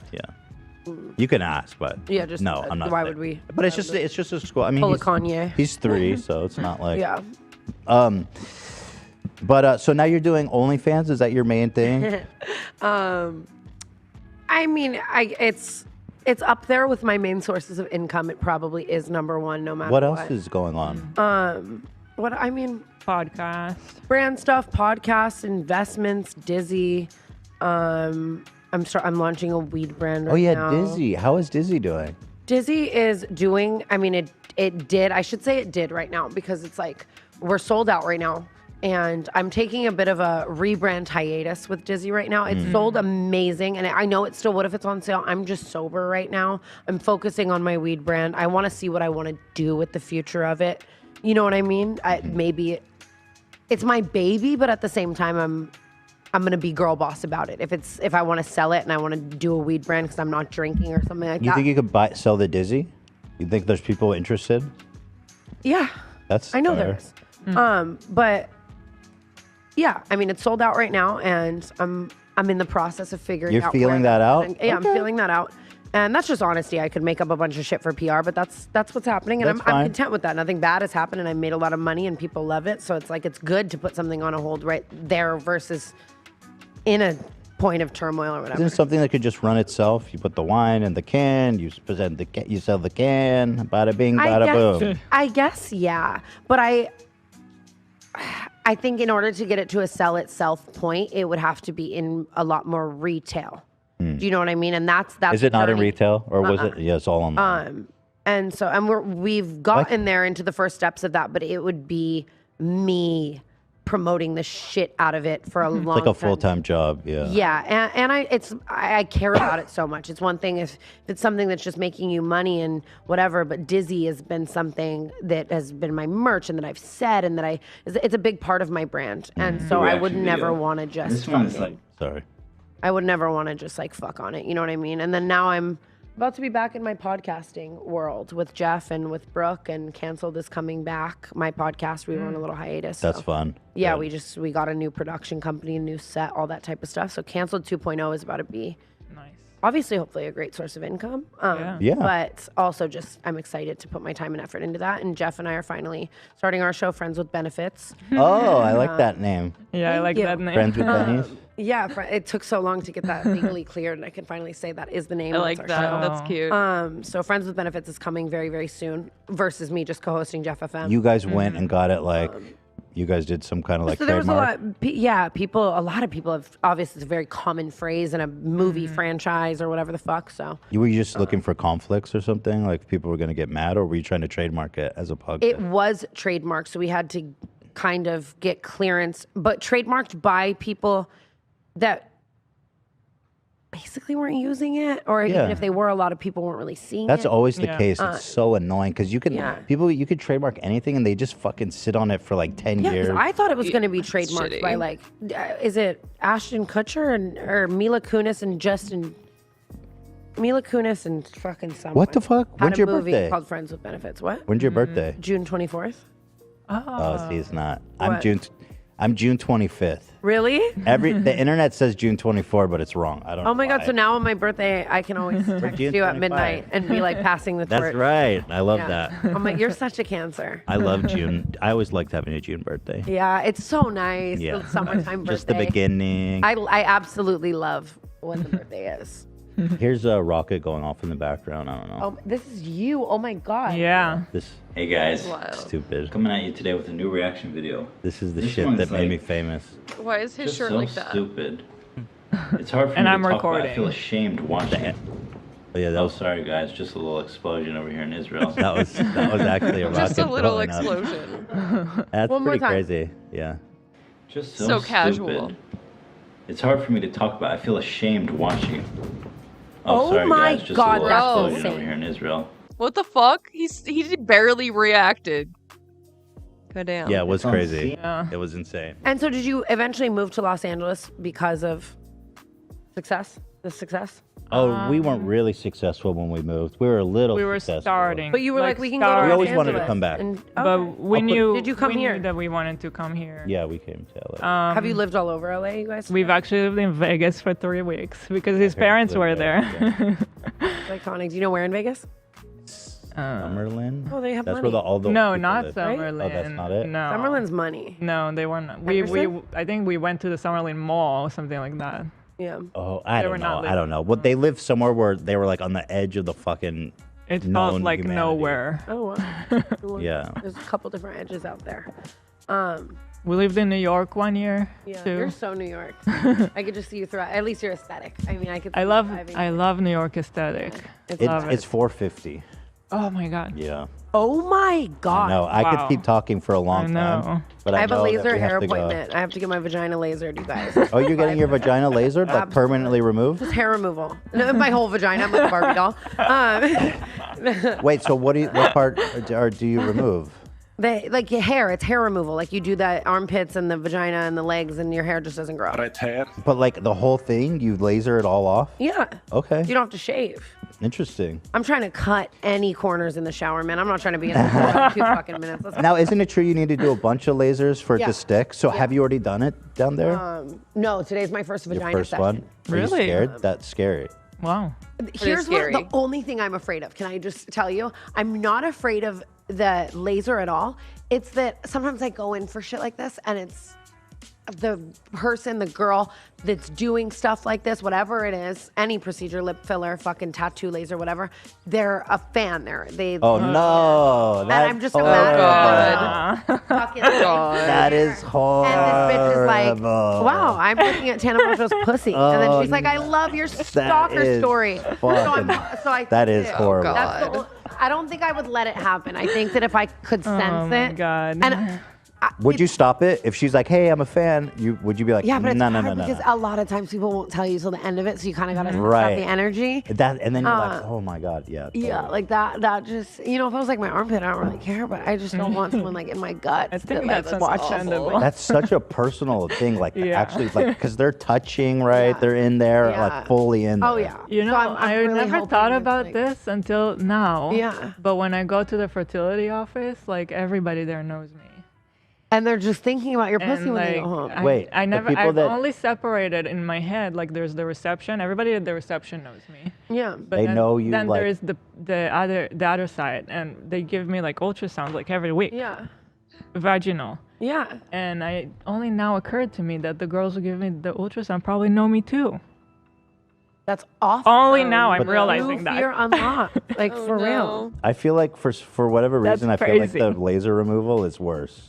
Because they're like in least- there. For sure. At least these Because are mine like is in the dark. Doctors got their degree Yeah, and what yeah, they're doing. yeah. So It's it's just even And it's if in they the did dark. support you, it's professional. They're seeing it all the time. And they I just feel put it in, and that they don't have to look real like for a laser long hair time, right? removal in LA is very equivalent to like a smoothie shop. You know what I mean? Like you can go get your smoothie, you can go get your pussy lasered. There's not much of like a line. That's the only thing that's interesting to me. But at the same Oh time, my God, AB saying they if even you knew support Lena me, when you, she called. you might have my OnlyFans, or you've heard me talk about my vagina at length. So I guess it's just like it could be a fun bonding experience. What? They knew Lena from the show when she called? Yeah, they're Oh like, my they God. said, I'm so sorry, That's but like, are you crazy. Lena? Oh, I had no idea. What? I've been in there. Nobody said anything to me.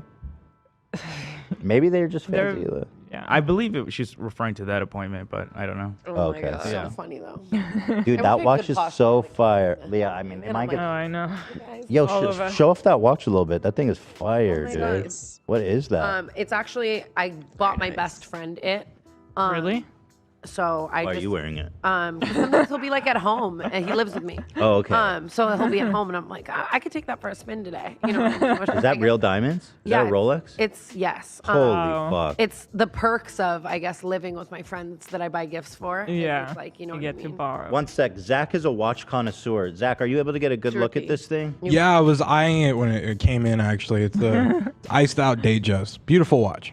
It's a good one. It is. Yeah. It is a good girl. That thing is Honestly, this is fire. one of the only gifts where I bought it for him and I was giving it to him and I was like, why the fuck wouldn't I just buy that for myself? There was not an ounce of me that was like, yay, you get this. You know, can you even wear that out? Like, it's so expensive looking. It I'd be is scared. scary. I'm very, when I do wear it, which is occasionally I try to let him have his gift and not be awful. Well, no, I guess I wear it. But I mean, I will wear it for like daytime things or fun things. Like today, my outfit was just very much giving Hanes. So I was like, this could be fun to add it. Yeah, it He is. will be like out on Melrose, like swinging it around. And I'll be like, he's like, I don't care. I'll take a bullet for it. I'm like, I would just Oh get my you another God. watch. That's Like crazy. I wouldn't do that because I already am so like, I get so scared of being robbed. Yeah. For sure. All right, we do have to go. I could talk for another hour. Bro, Yeah. Amazing. what the But fuck? it was so much fun. I would take a bullet for my watch. Are you okay? That's not. Don't do that. Tana, Thank you for for having me. coming. So much fun. Best audience, I love you, H3, and I love The getting to audience know you loves guys. you, by the way. The Me audience too. loves I you. really Thank you didn't for even feel like that was sharing your podcast. story. Oh, Yeah, thanks for sharing really I'll share anything with you guys. intimate stuff. And I I'm actually just, forgot I'm- we were I'm- podcasting a couple times. I thoroughly enjoyed the conversation. And I don't mean to sound callous, but I cannot wait for your parents to die. You're right there with all of us. I think. I don't, and maybe not all of us, but you know, I don't feel deathy about like I can't wait for anyone to die, but like. It's You Well, know, I just want to hear you want just to the tell story. I'll Yeah. sit down with you, alive or not, and tell you That's if you awesome. want to know. Thank you so much. So, Yes. so we've got the OnlyFans, we've got the Yes. podcast coming. Canceled is podcast. coming back. We got the Jeff podcast, Friends with Benefits. Those are what I want everyone to focus All on right now. happening. Yeah, please for watch Tana. our shows and keep the lights on. Canceled and Friends with Benefits are coming back within the next month or so. Oh, links in the description to Oh, all of yeah. her stuff. Yes, and thank you. Thank you. Yay! Bye, Thank guys. you, Tana. Bye. Thanks for Have a watching, good everybody. Have a great weekend. weekend. We'll see you on See you Monday. in the dog, and I'm taking the dog. See you on Monday, everybody. Ta ta.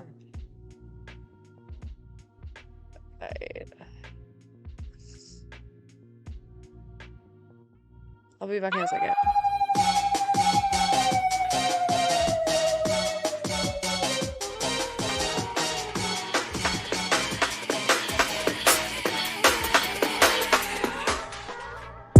I think I need a little wiggle room to move my body and to go to Zoom. And so they think you don't know, I'll say you know, I'll say you know. You think I need a wiggle room to move my body, go to Zoom. I go to space and then you go to Waka. I think I forget it, got it, and when the matter let it goes on fire. When the matter let it goes on fire. And when the matter let it goes on fire. And when the match let it goes on fire. And then the way it goes, it goes. And then the way it goes, it goes. And then the way it goes, it goes. And then the way it goes, it goes. And then the way it goes, it goes. And then the way it goes, it goes.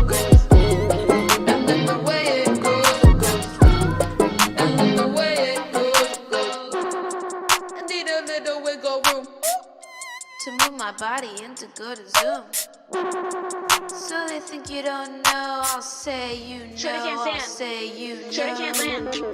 Doing tricks, now he's breaking on his hand. Playing Ted deck like a little skateboard. Take me to a skate park, let me show off my moves. I can ollie, I can do a 180. Take me to the streets and I'll show you I'm pretty. I'll wear my hot dress tonight, and I'm gonna look tight, cause the boys alright, yeah. The boys all in the room, yeah. Shake your body, get to the groove, yeah. Goes trouble, I'll be there in the room. Trouble, trouble, the way it goes, the way it goes.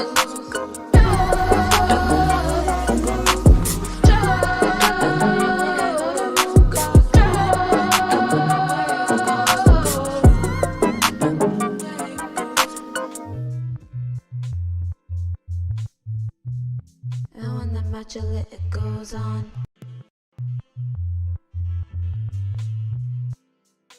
And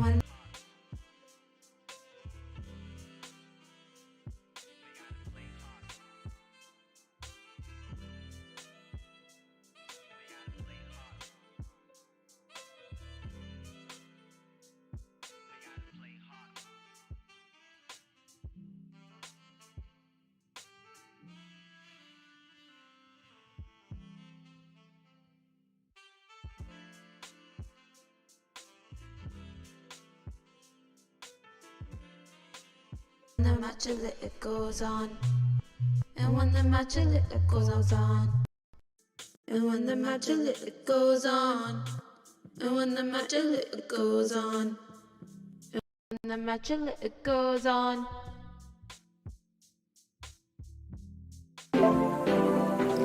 Wow, do you really think I'm hot enough to be a slut? Aw, thanks. Hi, I'm a slut. Do what I want, I don't give a fuck. Post a titty, make a sip nut. Proud bitch, I smile when I suck. Hi, I'm a slut. Do what I want, I don't give a fuck. Doesn't matter if your dick's cut. Always swallow, I heard it's good luck. Hi, I'm a giant whore. Got boys and girls always at my door. Fuck everyone till I'm sore. 3, some 4, some or more. Yeah, I'm a world-class hoe. Get dick down everywhere I go. I like it fast, like it slow. And I always got that post-nut glow. 1, 2, 3, 4, I wanna be a whore. 5, 6, 7, 8, call me slut, it feels great. 1, 2, 3, 4, I wanna be a whore. 5, 6, 7, 8, I like my pussy 8. Hi, I'm a slut. Do what I want, I don't give a fuck. Post a titty, make a sip nut. Proud bitch, I smile when I suck. Hi, I'm a slut. Do what I want, I don't give a fuck. Doesn't matter if your dick's cut. Always swallow, I heard it's good luck. Hey bitch, like, do you wanna fuck sometime? Ew, no thanks. Oh yeah, well, fuck you, bitch. You're a slut. Oh, you think I'm a slut? Thank you. Oh my god, I'm so honored. That's so sweet of you. I'm trying to be the biggest fucking slut in the world, but not with you. 1, 2, 3, 4, I wanna be a whore. 5, 6, 7, 8, call me slut, it feels great. 1, 2, 3, 4, I wanna be a whore. 5, 6, 7, 8, I like my pussy 8. Hi, I'm a slut. Do what I want, I don't give a fuck. Post a titty, make a sip nut. Proud bitch, I smile when I suck. Hi, I'm a slut. Do what I want, I don't give a fuck. Doesn't matter if your dick's cut. Always swallow, I heard it's good luck.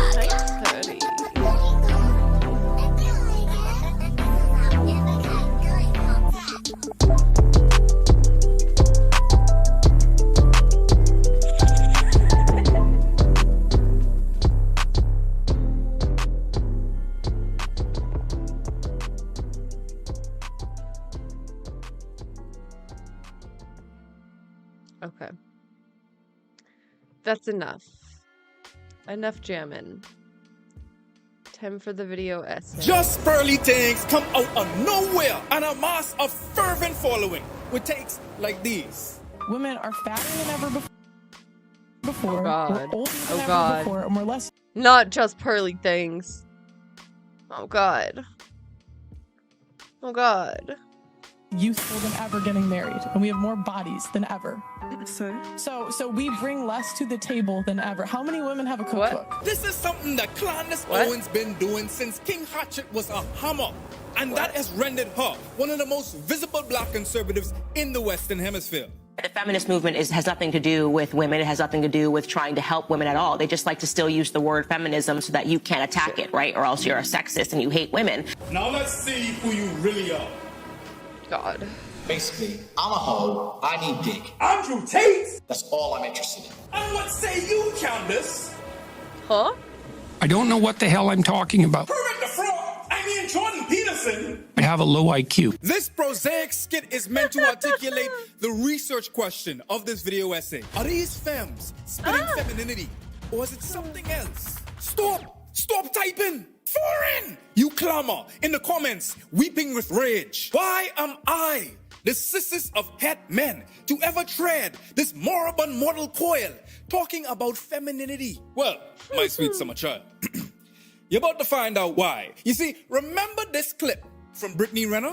What do you gain from telling girls that they're not special? How does that make you feel? I mean, I know everything is a joke, but I'm asking you a real question. So how does that make you feel? Because if I say you're that does something for me, right?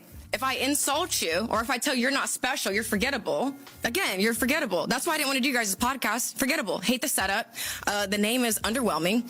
I didn't really see the value in it. Now, first off, this clip has been scrubbed off of the internet and supplanted by pretty much only manospheric commentary of the actual video. Even Hasanabi covered this, which is not surprising because the only thing that this man loved more than black people business is eating hummus while watching a Jay Aubrey video and going to the bathroom to piss. Brittany of the Renners, one of the most ostensible IG models. A career path that is loathed by these incelic trolls that couldn't even get a follow back from these films. Brittany went from an IG model to standing up for countless casualties at the hand of the Fresh and Fit podcast. This gal stood up against Myron. Foreign from the future editing this right now. I want to take a second to acknowledge and apologize for the ableism in that Freudian slip just now. I'm sorry. Please don't cancel me. I mean, come on, give me a break, man. I literally just donated and helped raise money for my big trans folk them so I could deflect warranted criticism like Caffles. Anyway, back to Brittany's appearance on the Fresh and Fit podcast that rendered her a feminist icon overnight. The title of a feminist icon may be one that is not warranted because just a month or so ago, she did this. As a former loud and proud man hater! Brittany Renner made a video in the car. Why is he always in a car? If you feel the urge to record in your car, maybe don't. And this video would be no different from the litany of videos that were made in cars and aged like milk. Because Brittany Renner would go on to make a testimony. All of them. They're never good. They're always bad, dude. But the 5 game changes as a recovering man hater! Here are 5 things that have changed the game for me. Number 1, I realized I didn't hate men. I hated the way I allowed myself to be mistreated by men. Big difference, right? You're not a victim. You are a participant. And when you point the finger, you miss out on the opportunity to grow.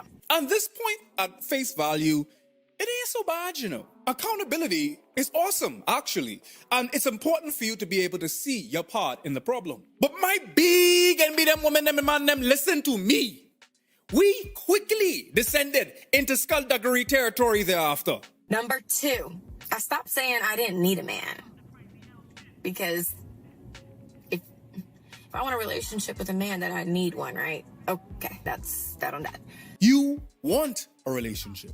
You don't need a relationship. This is coded language in the anti-SJW spaces directed towards feminist theory. The I don't need a man mantra is in direct response to the patriarchal requirement that had femmes in a literal rear naked chokehold. This is before and after women's suffrage and the disenfranchisement of femmes worldwide. You couldn't vote. You couldn't own land. You couldn't open up a damn bank account as a femme without a man. Fast forward to today, where despite the many attempts to roll back the saunters in suffrage, femmes do not need a man. Hence the phrase. And it's a phrase that many men, like myself, as well as other femmes, needed to hear.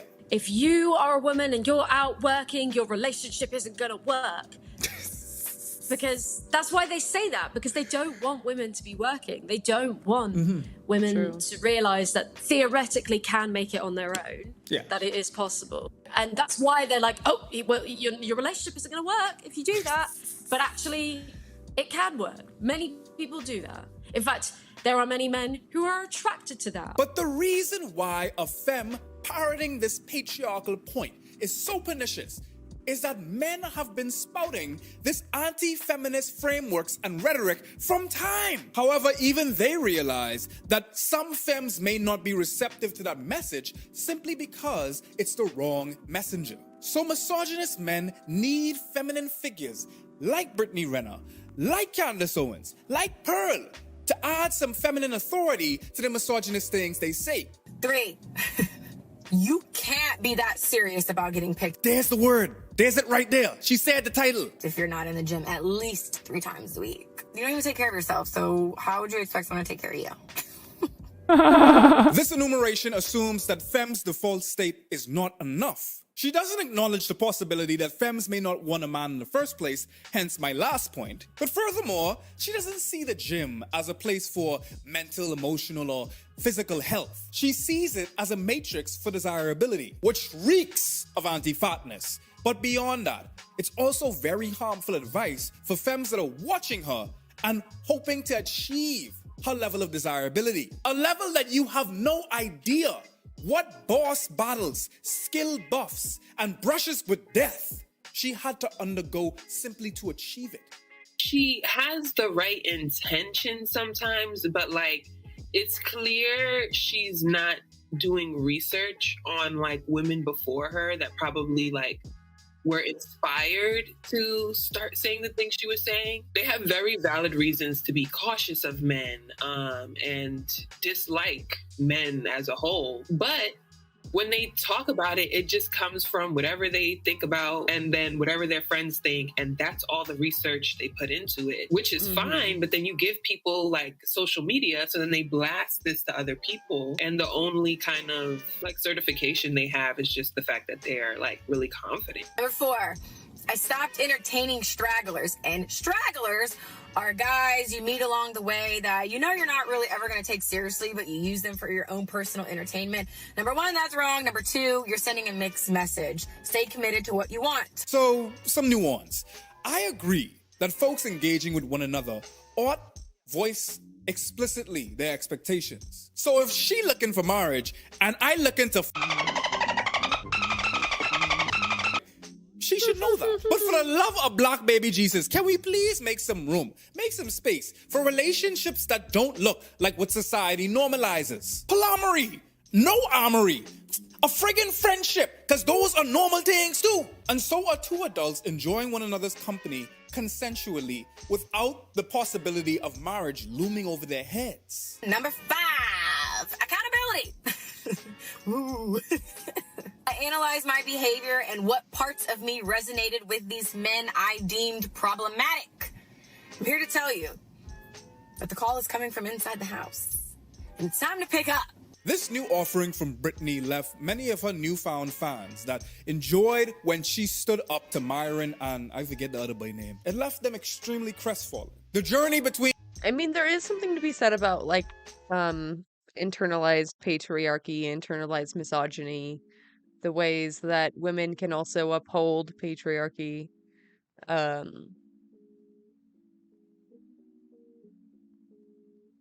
I don't know.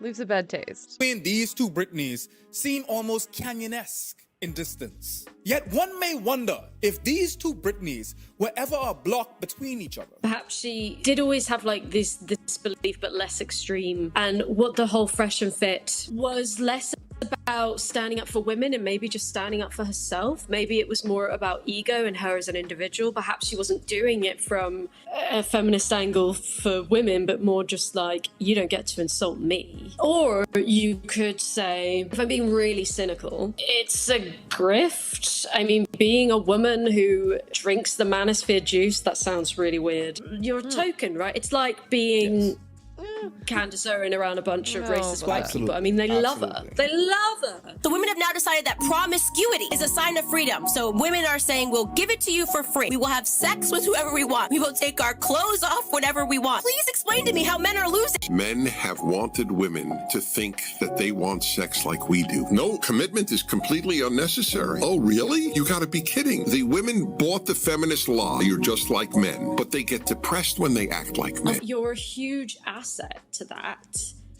And telling men what they want to hear, I imagine, is very lucrative. I wouldn't know because I don't tell them what they want to hear. Not every femme is a feminist. My emendations of Britney's enumerated manifesto of man-hater in recovery have gone beyond the margins. When really, this was just to illustrate the starting point of a rabbit hole that I bunnied myself into in hopes of understanding and apprehending the knowledge as to why would a femme regurgitate patriarchal points that are in direct contrast with her best interests. But more importantly, why I have a masculine urge to address this. Am I the right person to be making this video when videos like Chad Chads exist? Then it dawned on me. Of course I am.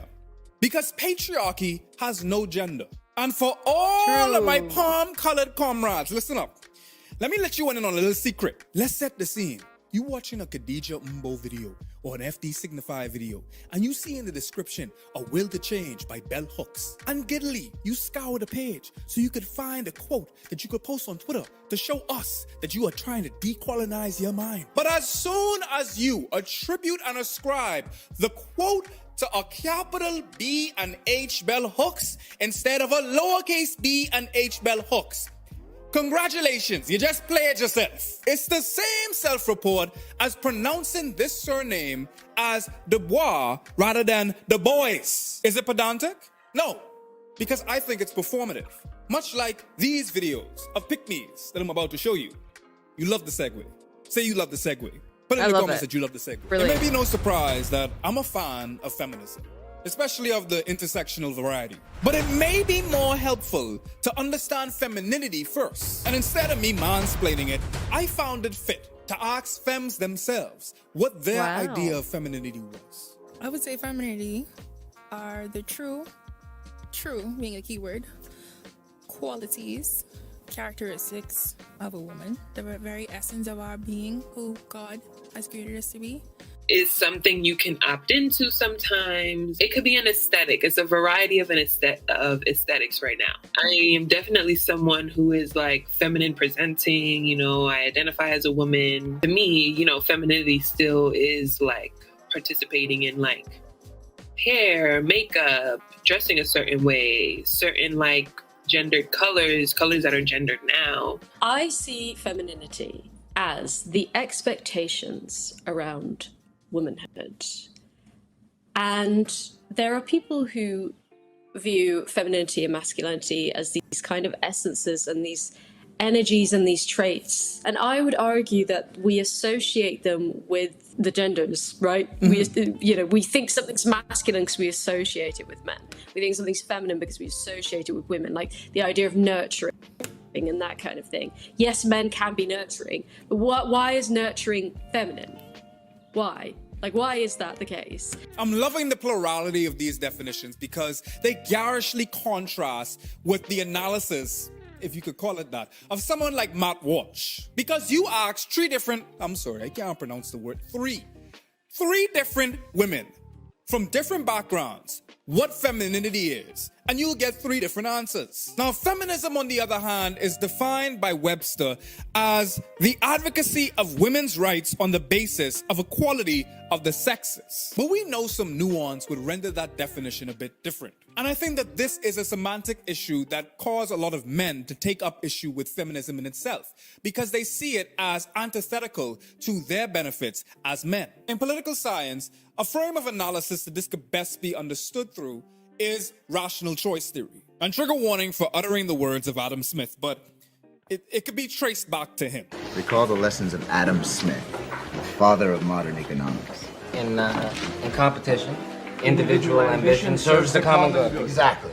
Every man for himself, gentlemen. And those who strike out are stuck with their friends. Essentially, it assumes that human beings will behave in accordance with their best interests, or at least what they think it is. Ergo, if we look at men's relationship with feminism, one would ask, why would a man be interested in advocating for women's rights? And that's the problem with not only this interpretation, but rational choice theory in itself. Hot take. Because it's rooted in the opinion that for you to win, I must lose. It doesn't acknowledge the symbiosis of a disenfranchised group getting some enfranchisement. Imagine, bear with me now, just stay with me. Imagine if you enfranchise literally half of the working class. Even capitalism loves that. But the gangrene root that spouts many trees is the problem being patriarchy. From a realist perspective, and I'm speaking from the International Relations School of Thought, think Thomas Hobbes, who assumed that life was nasty, brutish, and short. This perspective assumes the worst of humanity. And from a realist perspective of this situation, patriarchy would snuff out feminism any chance it got, because it directly undermines the very foundation of patriarchy as it enfranchises femmes. So for men that enjoy their patriarchal privilege to the point where they would think they're being marginalized if it was taken away from them, how do you convince them to enfranchise femmes? Therefore, agents of patriarchy see people like Candace Owens and Pearl as useful to their mission of spreading patriarchy and reinforcing it and bolstering it. Thus, the patriarchal pick-me was born. 90%. You'll see one day, and I've talked to women about this flip. You'll hit 50 and you'll be invisible to men. And because 90% of the men that are talking to you are trying to sleep with you. Like, gain 100 pounds, you'll be invisible. Get to 55, you're invisible to men. And so the feminist movement is considered very radicalized because there are many women, especially conservative women, who just don't feel that way. We don't feel burdened by children and marriage. Feminism has made it seem like there's something wrong with being a mother, that there's something wrong with being a wife. This is another great point by Candace, and it's one that I really want to hone in on, because as much as I don't like the attack on masculinity, another thing that I really dislike is the attack on femininity. I feel like women get attacked just as much by radical feminists as men do. Because if you're a woman who has truly traditional values and you feel as though your sole purpose in life is to raise children, make no mistake, you are an enemy of the feminists. Just like we need men who are crawling through tunnels and fixing toilets and working at heights, we need women who are going to be nurturing good people. Feminism doesn't say any of this shit. This is so wild, dude. That's so dumb. It's no surprise to see Pearl's meteoric rise to fame in the wake of Andrew Tate, because it follows the exact blueprint of someone like Candace Owens. Yes, yet again, a black woman trailblazing trends, who, in this very last clip, was literally used as a mouthpiece, a pivot point for a white man to bolster patriarchy. And what is so repulsively repugnant is that he frames his grift as an altruistic concern for femininity. Because in this case, femininity constitutes an array of boxes to tick. And those boxes, after ticked, illustrate a particular picture that is in alignment more with desirability, the white feminine ideal, than femininity itself, a standard that a white supremacist and cis-normative society sets for femininity, which is a standard that is in direct correlation with an honorary, unimposing, and supplementary brand of womanhood. And that mold is thin, white, and little to no opinions, which is why I found it fit, pun intended, to talk with Tara. I wanted to know how she was treated by men in particular due to her proximity to the feminine ideal. I have not always been comfortable with this because obviously I'm a white lady, and like, you know, when you first hear about white privilege as a white person, you get defensive. Like, of course I went through that phase, whatever, when I was a teenager or whatever. Whereas now, I don't even bat an eye. I'm like, yeah, of course. Same with being able-bodied and thin.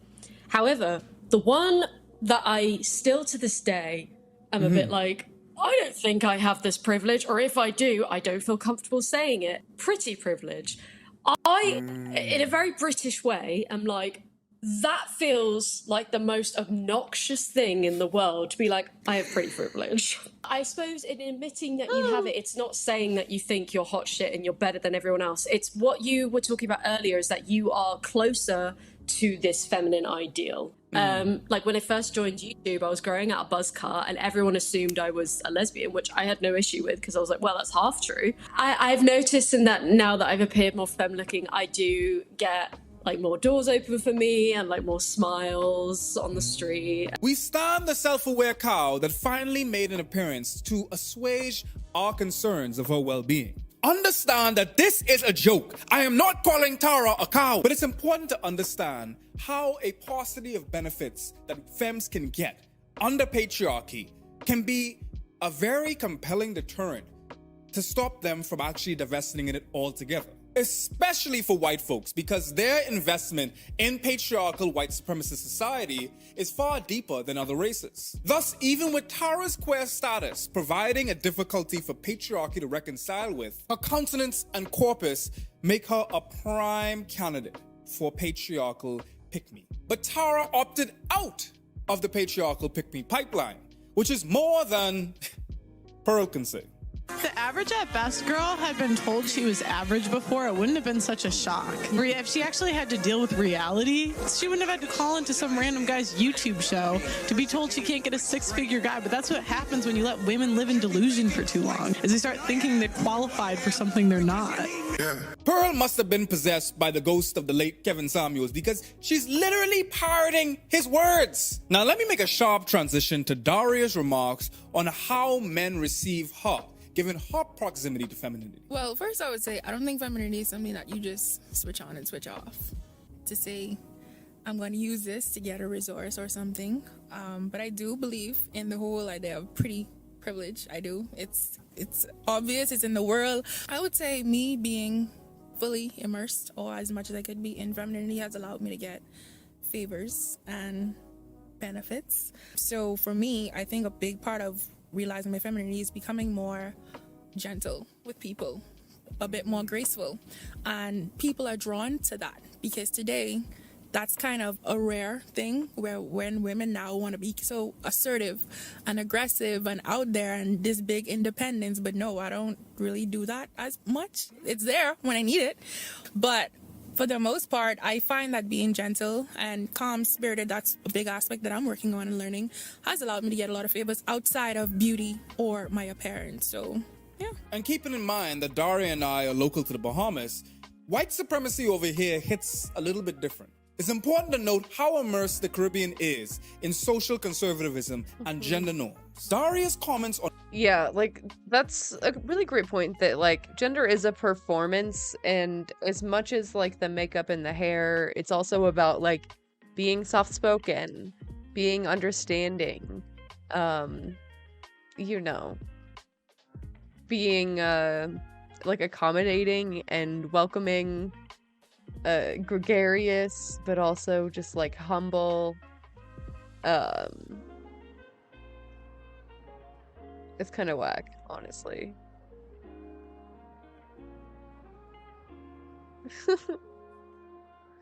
On being gentle as radical in a society where independent and assertive women are normal sounds similar to the points made earlier about the failure of feminism for femmes, the execration of not needing men, and the lionization of conservative gender norms. And I want to be abundantly clear that this perspective is not unique to Daria, so I will not be tolerating any misogyny. Black people across the diaspora have been endowed with colonial ideals that have manifested into today. And I want to put an emphasis on endowed, because we did not come up with this. And even with independence, we still cling to these colonial ideals. This is your reminder that colonizers created these dogmas in order to better subjugate people. And this makes for a much more arduous and laborious battle, because no longer are you trying to fight with the very obvious white supremacists. You're fighting with people that look like you. And these internalized colonial attitudes are also why particular groups of people such as the passport bros idolize and lionize women that are not local to the United States. Because there's this notion that, like Daria being a Caribbean woman, they have not internalized the feminist waves that have tainted American or European women. Which is why it's no surprise that Pearl denigrates Western women. Like, must watch. Western women, we're not ride or dies. It's like one problem and we're out. And especially, like, he didn't even emotionally cheat. How do we expect? But like, I don't think you could really expect monogamy. I don't think he's not emotional. I don't think you can expect monogamy if you're not a virgin. Like, I think you deserve monogamy if you're a virgin, but if you're not, like, you're kind of cheating on your future husband. I think. But not only is this not true, due to the matriarchal girl boss mentality What? many Caribbean women have had to. You met what? You what? You kind of cheated on your future husband that you haven't met yet. That's fucking insane, dude. To cultivate due to institutions such as the Project, which removed Bahamian men out of the household in order to work in Florida, ergo leaving Bahamian women to fend for themselves off the little to no remittances from those displaced workers. But beyond that, these self-proclaimed patriarchal alpha males can't even live up to the standard that they set for themselves. They are not the parodies of masculinity that they advertise. And they're definitely not the beacons of capitalist adeptitude that they claim to be. Because a passport bro got stranded in the Dominican Republic and he had to grift his way back to the United States. You gotta watch this with me. Come, let's watch Basically, this. I need a cash app, guys. I need a cash app. What up, y'all? I'm here, still in DR. I missed my flight last night. I just got off the phone with Spirit. I'm waiting on them to call me back. It's a $100 reschedule fee. Basically, I need a cash app, guys. I need a cash app to try to get this fee together, man. I'm so sick right now. I'm sick as hell. I've been trying to call Kayla because I know she's like in the area. So I was trying to call her to like set something up to where I can get like some actual money because I'm hungry. I have very little bread left. I maybe got like $15. I'm just calling on the subscribers now to see can I get another 100 to It's important to note that not every woman is a feminist. Feminism is not the default. Not every action or word by a woman is a feminist action or word. In fact, as Bell Hooks argued in A Will to Change, many women uphold patriarchy, but you see many people on social media attributing the term feminist to people like Brittany Renner without actually understanding and comprehending the term in itself, which is why we have choice feminism. And choice feminism essentially stipulates that any choice that a woman makes is feminism. No analysis, no thought process, just vibes, which can grant authority to ideas and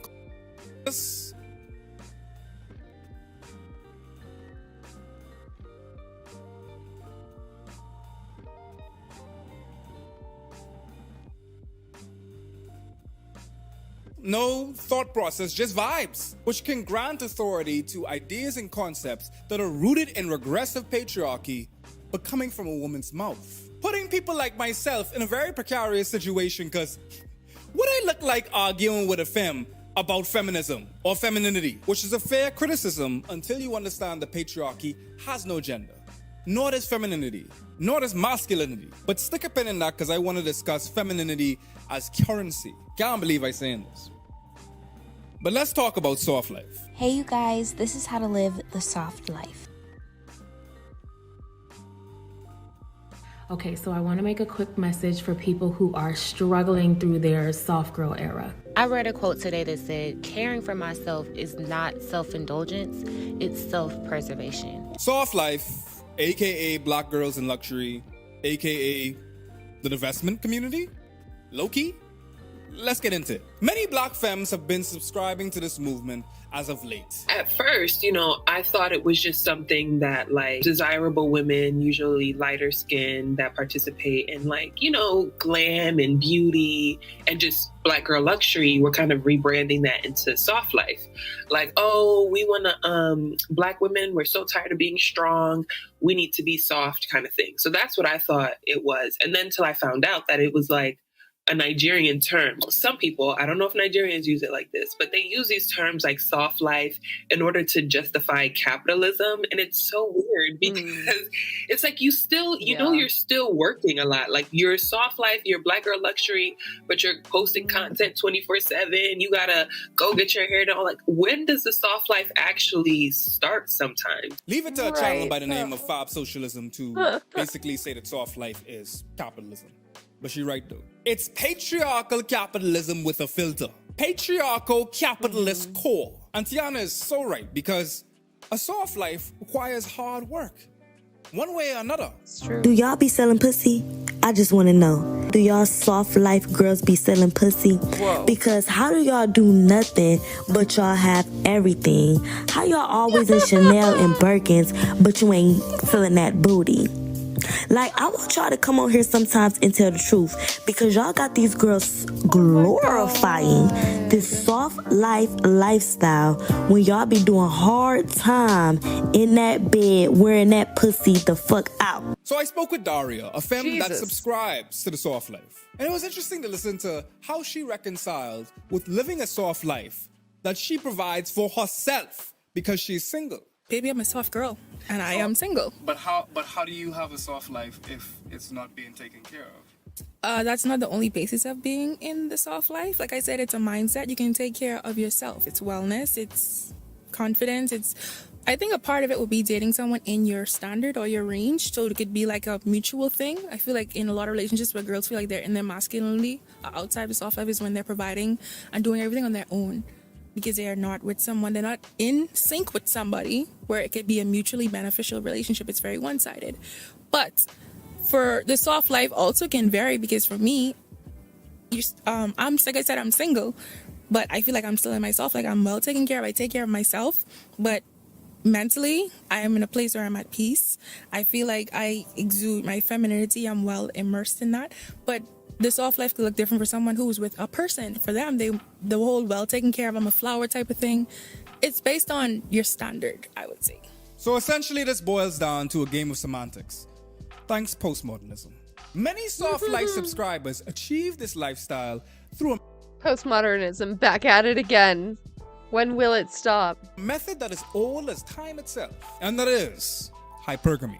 I asked someone the other day, we were talking about this, and I asked him, would you want your daughter to date someone that can't take care of her? And he was like, no. I said, so why are you bashing women for choosing to get security? Why are you bashing? Think of it. If your daughter brings you someone who has, I don't want to discredit man, but no job, probably no car, and doesn't have a vision for themselves, you want your daughter dating that? And he was like, no. I said, so why are you saying women, well, she only after the money? Why are you getting mad at that? If I want security, if I'm choosing to have a life where I'm secured, love, I'm sorry, is not enough for marriage.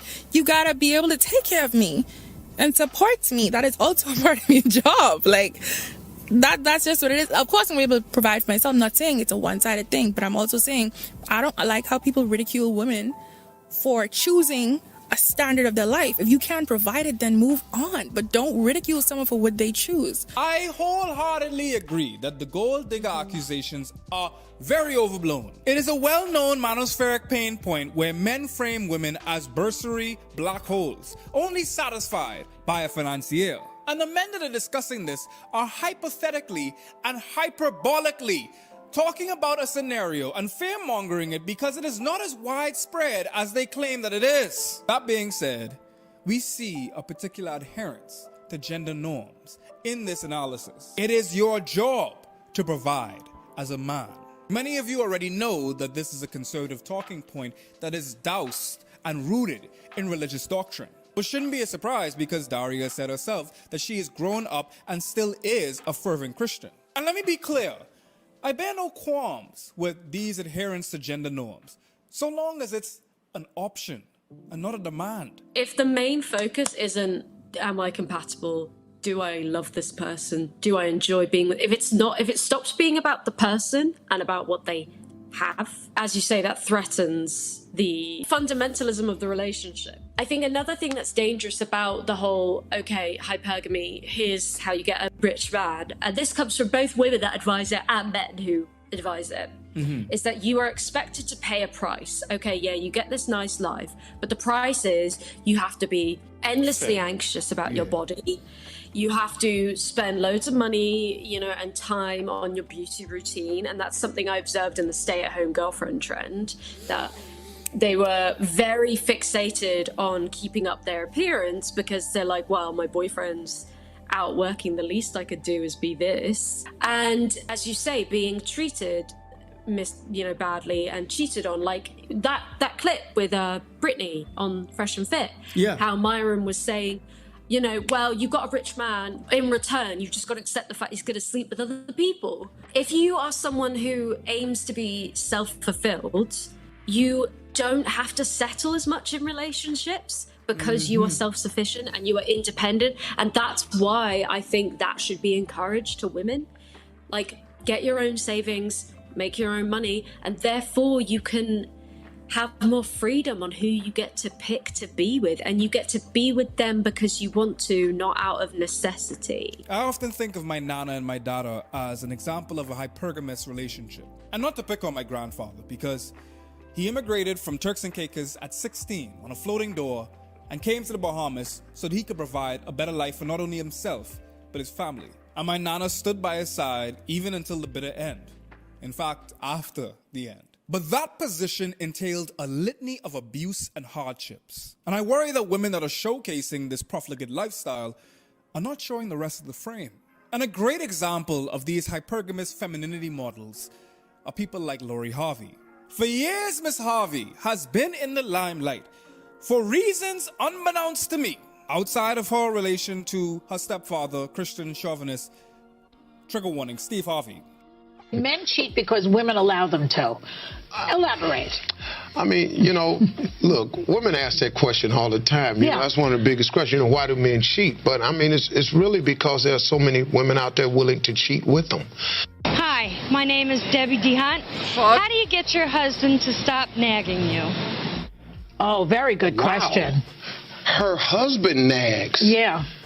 That's new. You're taking, if I might be so bold, a sexist position that only women are nags. Not for nothing, Steve, but that's... Well, Joy... That's what I'm hearing. Maybe the position I'm taking is maybe you should check your husband's man card.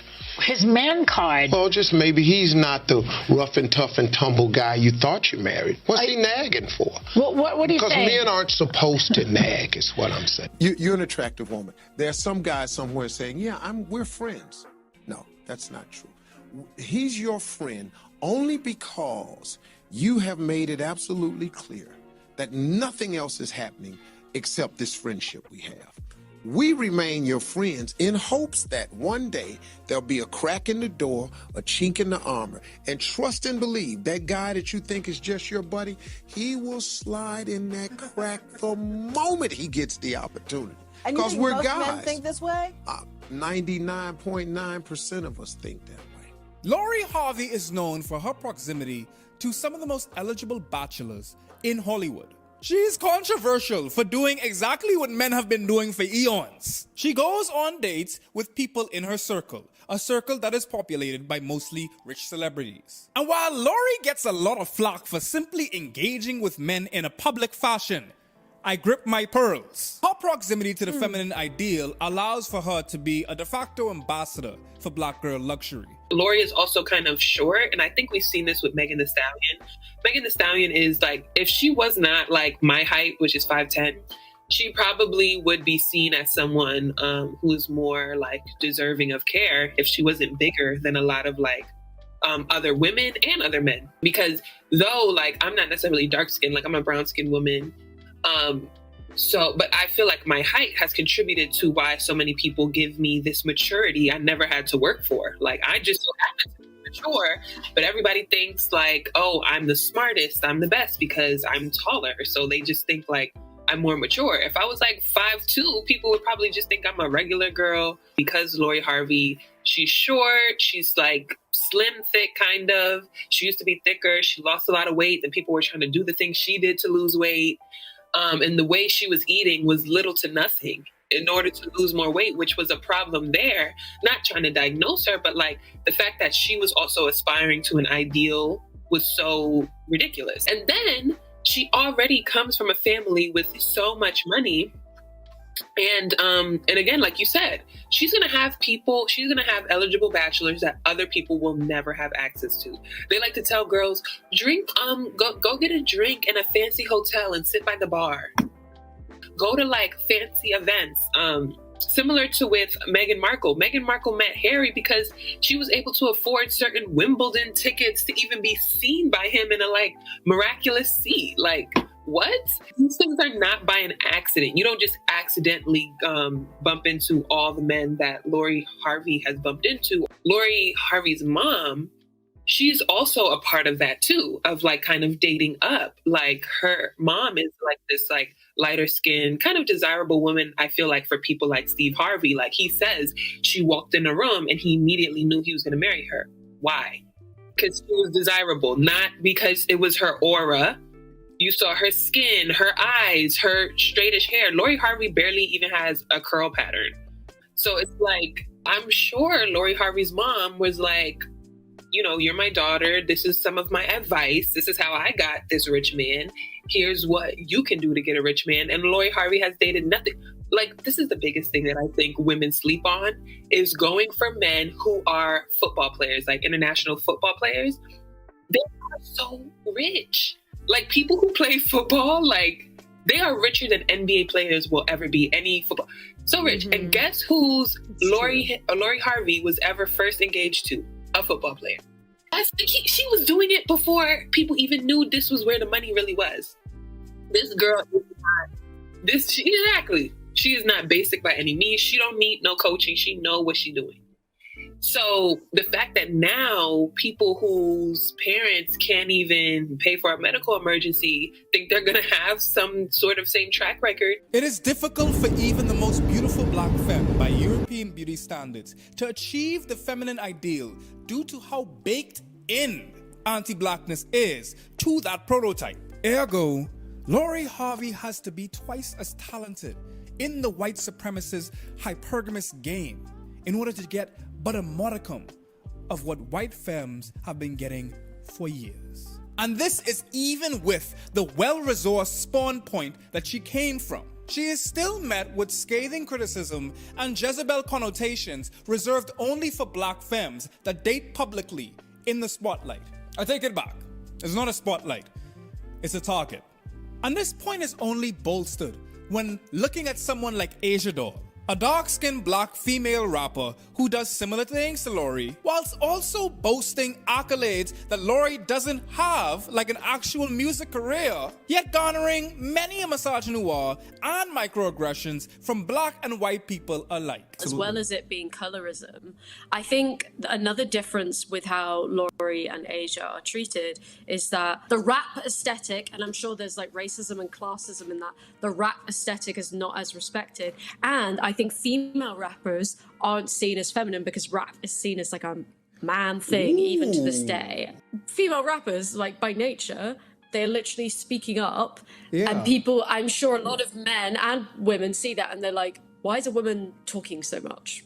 Racial capitalisms have commodified coupling, and mediums such as Tinder and Grindr have only exacerbated that. While they definitely have democratized options for courtship across the world, these dating apps have also facilitated the devaluation and alloyment of romantic interest in itself. We may lament on the struggle that many men have claimed that they've had, where these dating apps have basically rendered them invisible. But we don't acknowledge how femmes have now had to cater to an interface that actively debases them. And with any social failing, the brunt is bore by black femmes. In a dating industry where black femmes are disproportionately marginalized.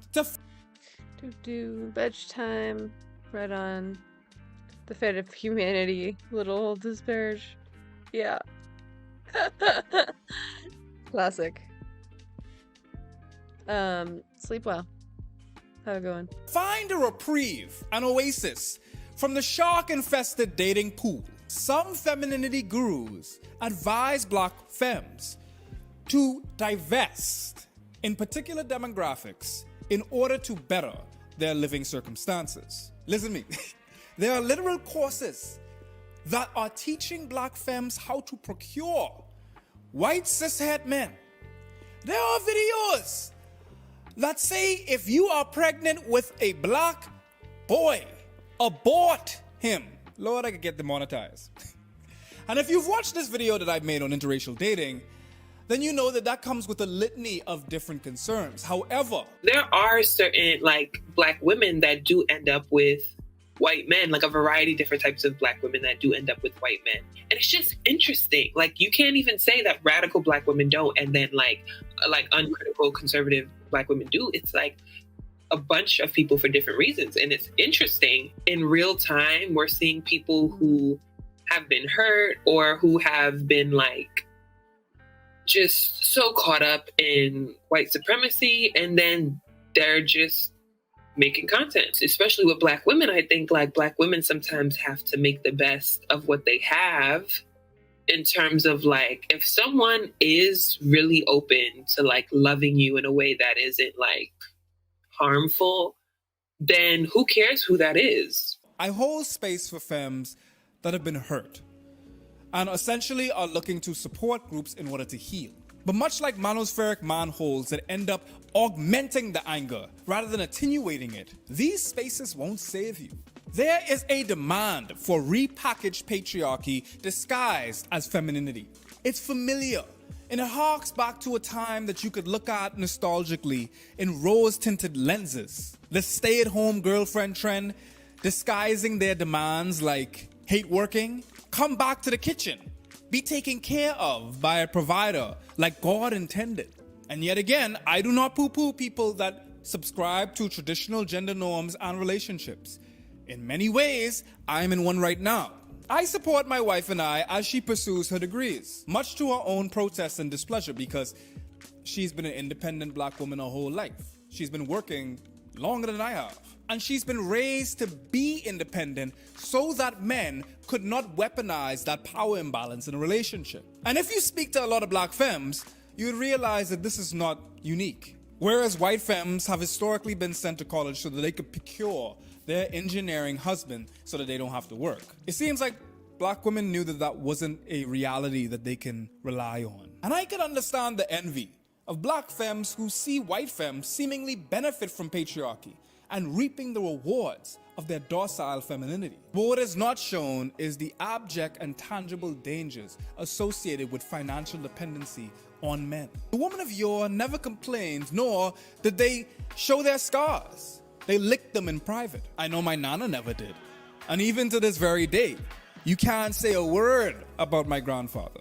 There's an investment of both parties in these power imbalance relationships to make it seem more luxurious than it actually is. And to make it worse, this new wave of patriarchy disguised as femininity has a progressive tint to it. Remember the I don't dream of labor trend?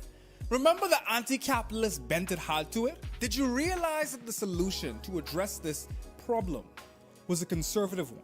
Instead of femmes exclaiming that they don't dream of labor and then attacking capitalism, they instead embraced the soft girl era, the stay-at-home girlfriend. So one may think that we got this social revolution, but it wasn't what we needed. And all this at the risk of bastardizing feminism. It is imperative that we understand that feminism for everyone means something.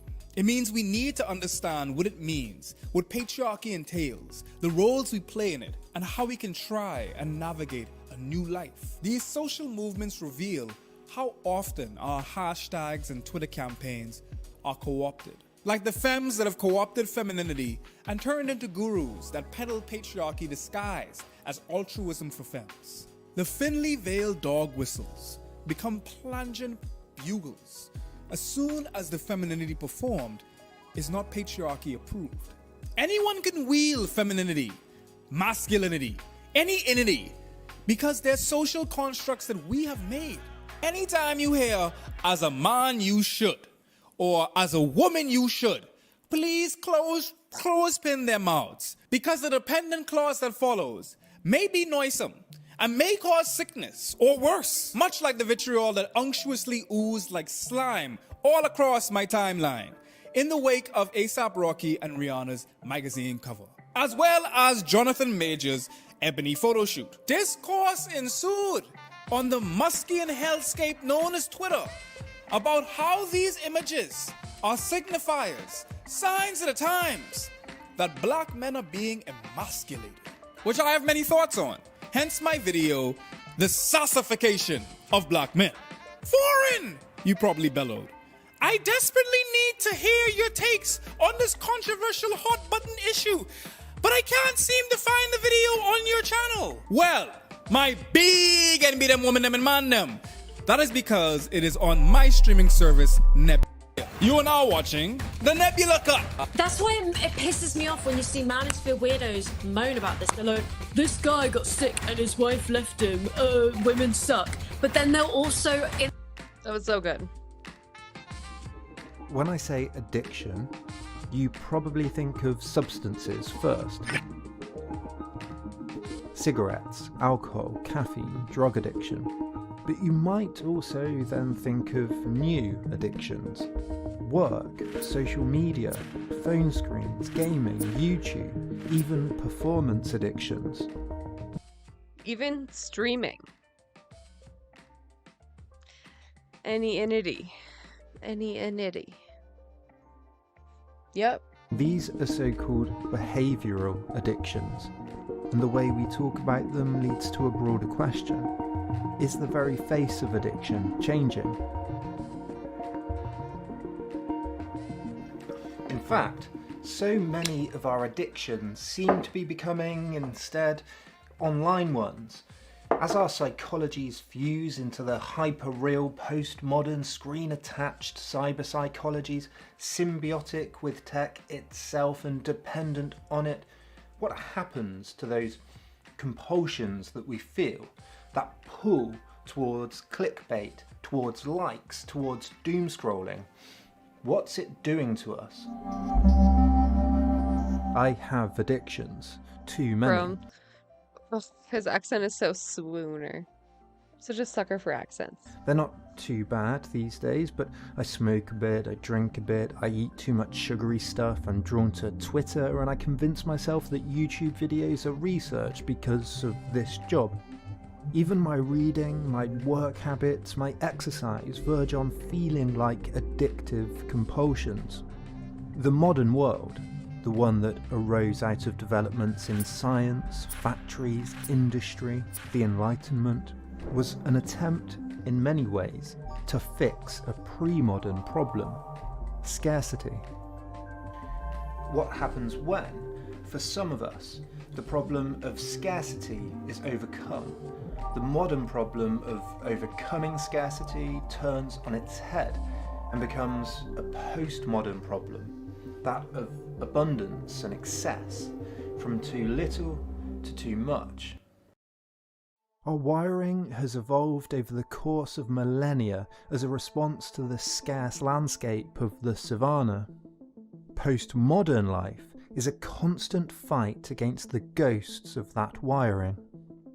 Is that new fight, the new face of addiction, becoming an epidemic?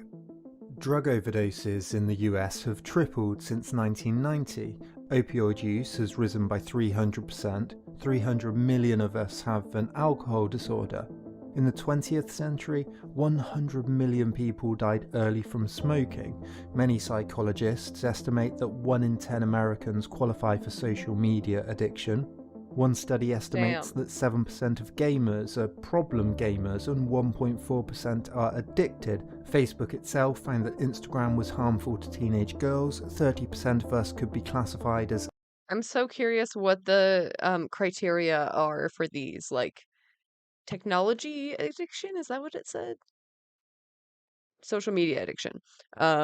Social media addiction and this one, cell phone addiction. Oh, it says it here. Checks their phone every 12 minutes.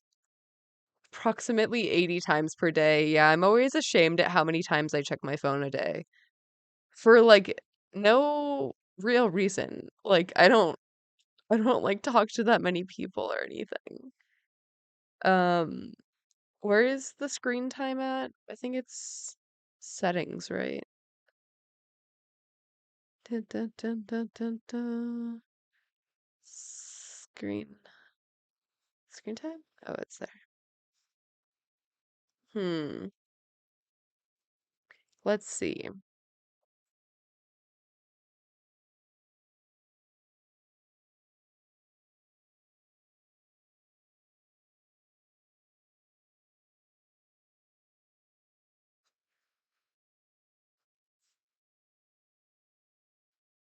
Yeah, my daily average pickups is 55. That's crazy. It's so dumb. Just to be chatting every day. God.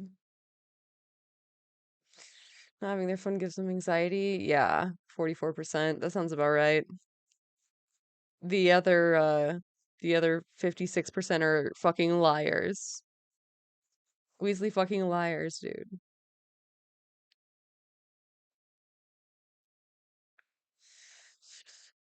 Mm-hmm, mm-hmm, mm-hmm. 34% of teenagers say they have excessive smartphone use. What is excessive, though? Like, everyone is always on their phone, so, like, what is the bar for excessive, then? Addicted to our phones, 7% of us to gambling, and 7% of us to online shopping. So is it true to say that we live in an age of addiction? Philosopher Kent Donington has written, persons with severe addictions are among those contemporary prophets that we ignore to our own demise, for they show us who we truly are. So what's going on here? If this broad pursuit of pleasure ranges from tobacco to Tetris, sex to social media, booze to buying, gaming to gambling, how do we think about addiction at all? It all seems so broad, so vague. The American Society of Addiction Medicine defines addiction like this. Addiction is a treatable chronic medical disease involving complex interactions among brain circuits, genetics, the environment, and an individual's life experiences. People with addiction use substances or engage in behaviours that become compulsive and often continue despite harmful consequences. Of course, addiction is complex, personal, subjective, but I think two parts of that definition are important. Compulsion, the pull of addiction, the diminishing of our free will to resist, and the harmful consequences.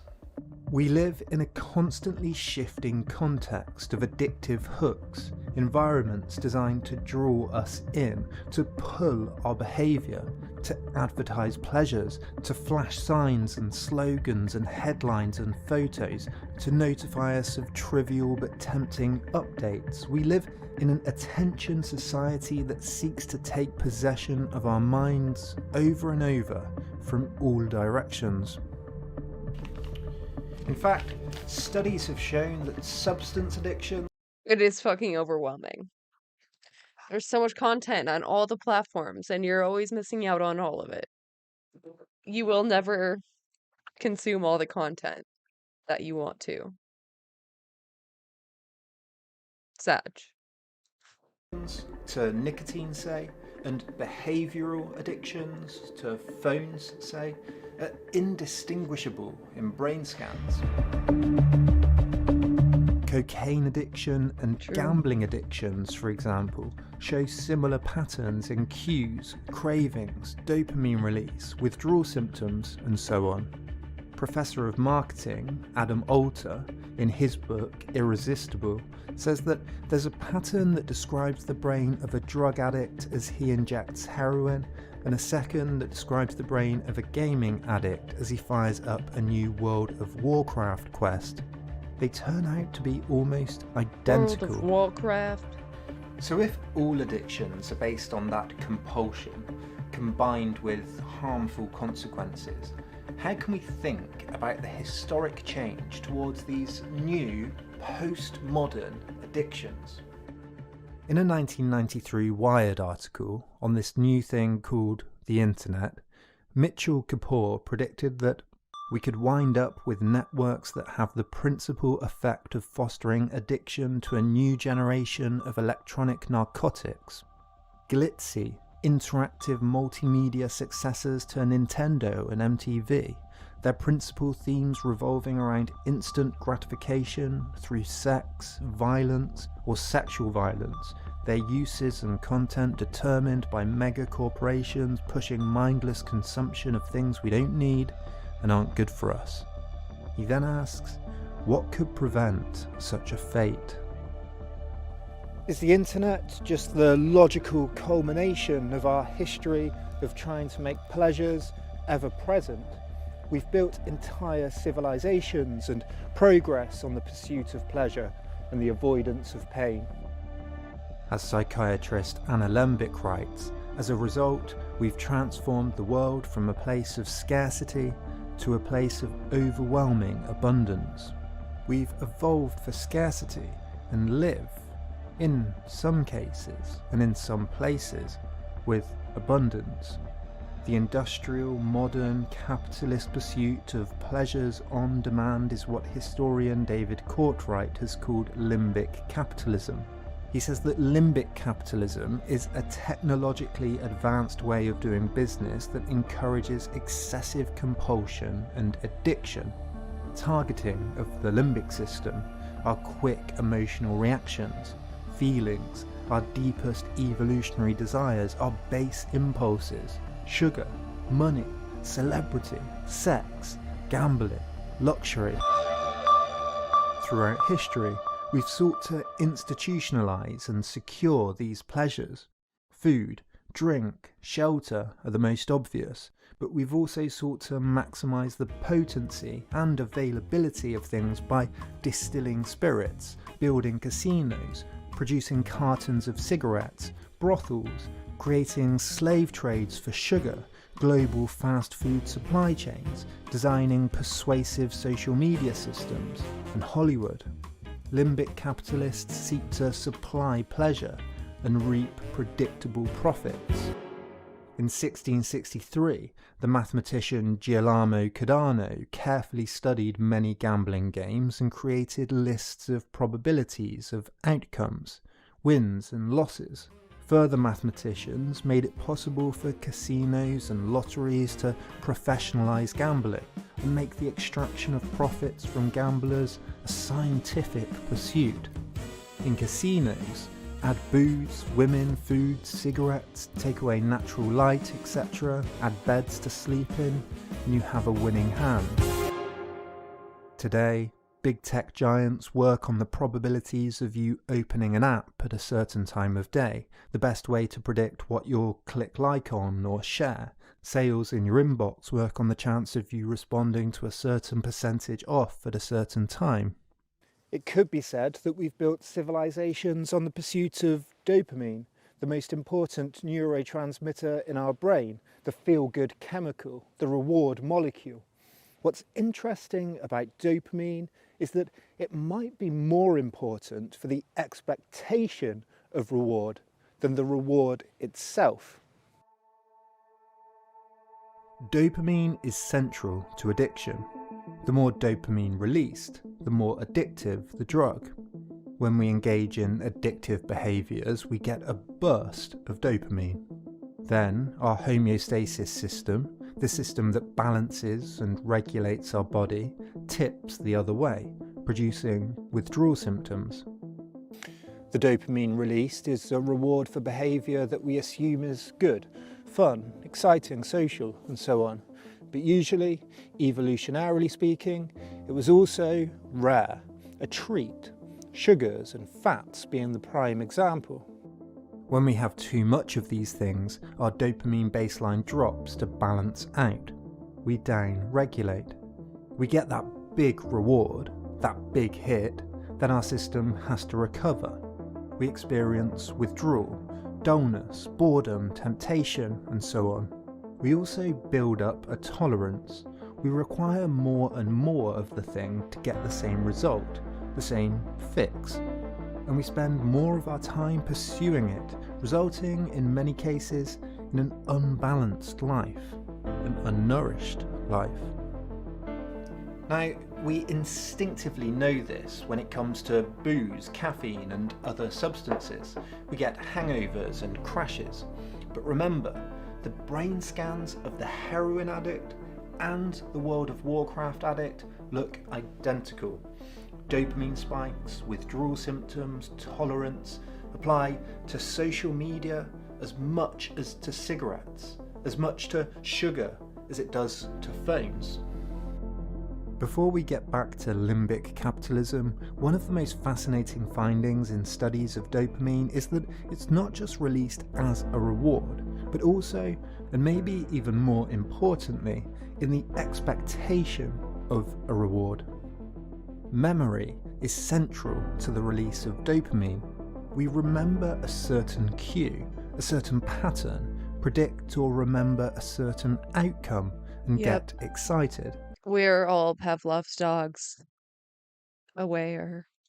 We see a fast food restaurant or a pub. I have a beer and think cigarette. Our mouth salivates at cooking food. Gamblers get as excited when the slot machine starts spinning than from the win itself. What we get in all of these things are Pretty cues. colors go burr. We get a little cue when our phone buzzes. Dopamine is released in expectation of what it is, more than the what it is itself. Cues, the expectation of reward, or hooks, are central to postmodern addictions. I can feel a slow stream of dopamine release when I'm out exploring. The experience of novelty, anticipation, thinking through new things in real time, all reward with dopamine release. But too much of any good thing becomes a problem when it tips us off balance. Too much work, too much sugar, too much gambling, too much social media. And under limbic capitalism, those hooks, corporate signs, logos, headlines, notifications, games, that promise of a big hit of dopamine, drawing us in like the siren song, it's all everywhere. And here's the biggest problem with limbic capitalism. 80% of alcohol sales go to 20% of the heaviest users. The gambling industry makes 80% of profits from 20% of gamblers. In social media use, the top 1% of users create the majority of content. Limbic hooks appeal to the most vulnerable among us, those that are most likely to form addictions, those with psychological needs, those in poverty, kids, those of us with genetic predispositions towards addiction, but they appeal to the most vulnerable among us and the most vulnerable parts of us.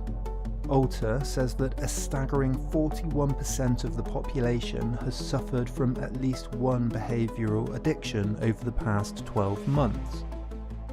When we're surrounded by dopamine on tap, when we live in that age of abundance, an opioid epidemic, fried food everywhere, booze everywhere, online gambling 24/7, social connection 24/7, the promise of novelty 24/7, any film or video at any time, any music at any time, when we have a lack in our lives, a psychological need, it becomes easy to replace it with a crutch.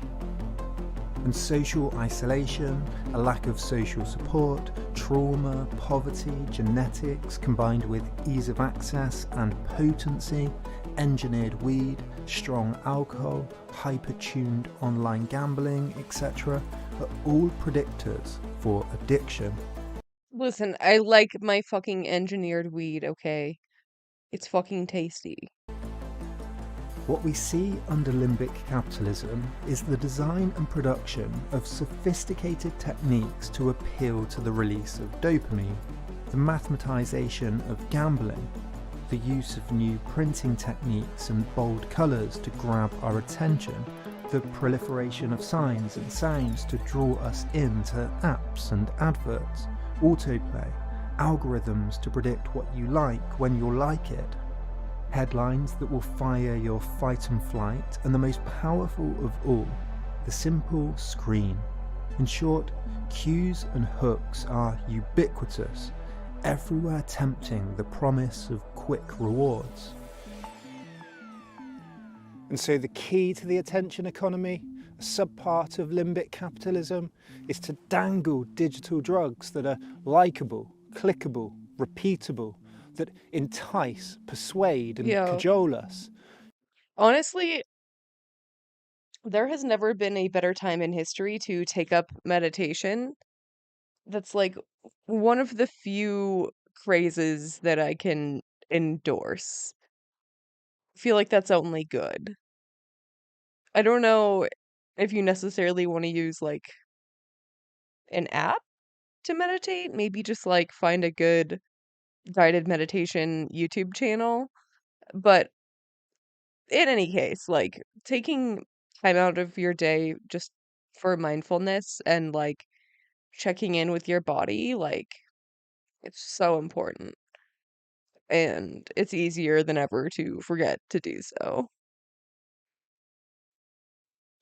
Just think how different your everyday landscape is to how we've evolved. You probably know the story. Odysseus, on his way home, gets his crew to tie him to the mast to hear the siren song for himself. That sweet, alluring, melodious sound that draws seafarers towards the rocks, while his shipmates put wax in their ears as they navigate past. Homer's Odyssey is a foundational story in human history. Is it any wonder that this temptation towards sweetness and doom, a metaphor for many things, is such a well-known part of that story, such a well-known warning in human psychology? There's something primordial about the warning of the pull down the dopaminergic tract, some kind of original sin, maybe. How many times have you seen a notification like this and been compelled to click and see what's new? How many times a day do you check your email on autopilot? How many times have you not noticed that the reason you're drawn to this notification sign is because it's in red to get your attention? Game designers use compelling feedback rewards, sounds, flashes, animations that reinforce the reward of that little dopamine hit. Virtual reality will make all of this multisensory. In his History of Attention, Tim Wu writes that the inventor of email, Stephen Lukasik, was arguably the first to develop that little habit that consumes the attention of so many of us, the check-in, the impulse triggered by the intrusive thought that whatever else one is doing, I need to check my email. 70% of office emails are read within 6 seconds.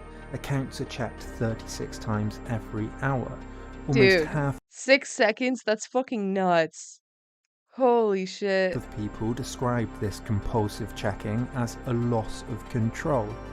We've become addicted to inbox zero, to running streaks on our sports watches, to Duolingo streaks, to posting once a day, to beating a high score, to catching up on that last Netflix cliffhanger. Once one company starts vying for our attention, it sets in motion a chain of competition in which you either present your hook, your corporate hook, your gesture to the world, your demand for attention, or you get out-hooked yourself. You go out of business, you lose in the great game of content creation that we now live in. Wu writes that under competition, the race will naturally run to the bottom. Attention will almost invariably gravitate towards the more garish, lurid, outrageous alternative, whatever stimulus may more likely engage what cognitive scientists call our automatic attention as opposed to our control attention, the kind we direct with intent. The sirens of our postmodern addictions tempt us away from the physical world to our phone screens. In 1958, Aldous Huxley, author of Brave New World, wrote that the development of a vast mass communications industry concerned in the main neither with the true nor the false, but with the unreal, the more or less totally irrelevant, failed to take into account man's almost infinite appetite for distractions. Even our goals become a hook that can turn into addiction. We must beat the last video viewed. We must get more likes than the last post. I must get more Line must go up. views on this video than the last one. I must run a faster pace than last week. Must beat that high score on a game. Must get more followers. Goals are everywhere. Alter writes that the internet has exposed people to goals they barely knew existed, and wearable tech devices have made goal tracking effortless and automatic. Where once you had to seek out new goals, today they land, often uninvited, in your inbox and on your screen. Metrics, analytics, the comparing of yourself to everyone on the planet closes the gap between performance and possibility, and with it comes pressure. Why do we become addicted to social media? There are many factors, but a few universal ones stand out to me as interesting. It was literally designed for that. They literally hacked our brains. First, novelty. As hunter-gatherers, we're wired to seek the new, exploring, whether in the wild or in the digital wilderness, is addictive. Another is that big tech have learned a lot from the gambling industry. Studies have shown that the maybe factor, the idea of maybe getting a win, the maybe of having a new email, a new friend request, the thrill of the chase, releases more dopamine than the win itself. In studies, pigeons peck a button to release food more furiously when the food is released randomly instead of consistently. The like button changed the psychology of sharing. We now gamble with the maybe factor each time we share something new, a new photo, a new update, a new video. How will people respond to it? Social media uses what psychologists call variable reinforcement. The rewards vary, and studies have found that variable reinforcement is the best way to train animals into obedient habits. Casinos use so-called luck ambassadors. When you're near your point of giving up and leaving, when you've lost repeatedly, someone's dispatched to give you a free drink or a voucher. In the same way, when you haven't logged into an app or a game for a while, you'll get a free little update, a notification, a gift of some coins or a special piece of news. Philosopher James Williams proposes a thought experiment. How would you design a society as weak-willed as possible? It would, he says, deliver an endless supply of informational rewards on demand, whether that's outrage headlines or cute cat photos. And what's worrying is that those informational rewards become more and more personalised to suit our particular weaknesses. Professor of Psychiatry David Greenfield, who founded the Centre for Internet and Technology Addiction, says that the internet amplifies the intoxicating impact of stimulating content via the efficient delivery mechanism into our nervous system. Mainline that shit. Get it directly into your eyeballs. He describes the internet with its variable rewards. Beeps, buzzes, colours, flashes, animations and notifications as the world's largest slot machine. As the slot machine gets even more sophisticated, it's only going to get harder to resist. An early pioneer of the idea of behavioural addictions, the psychologist Stanton Peele said that an addiction is an extreme dysfunctional attachment to an experience that is acutely harmful to a person, but that is an essential part of the person's ecology, and that the person cannot relinquish. The word ecology stands out to me there. Ecology, landscape, the world that we find ourselves in. The internet, of course, is the new digital landscape, and the hooks and cues a new indispensable part of our lives. But does that mean we should wander through the digital landscape and just give into it?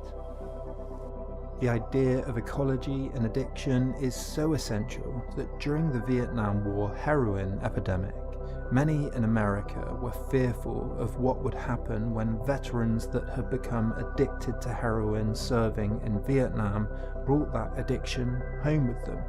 Politicians in particular feared a widespread heroin epidemic on domestic soil. But it didn't really happen. Many who were addicted in Vietnam didn't bring that particular problem back with them. The reason was that the ecology, the landscape, the relationship back home was completely different. The same cues and hooks weren't there anymore. Williams has described computers as wondrous machines that also appeal to the lowest parts of us. Like all technology, the value of something like a phone is of course neutral. It's what we do with the tech that matters. To combat postmodern addictions, there are two paths. We need to both better arm ourselves, educate ourselves and foster a culture of awareness, and design and create responsible landscapes that protect vulnerable people, kids, addicts, and the vulnerable parts within all of us. Dude, if only. Like, tech is never gonna fucking do that. Literally never. Harming yourself is difficult. Many psychologists have argued that abstinence alone is rarely enough. Instead, we need to focus on the psychological needs that the addictions are a cover for, something that's not being fulfilled in the moment.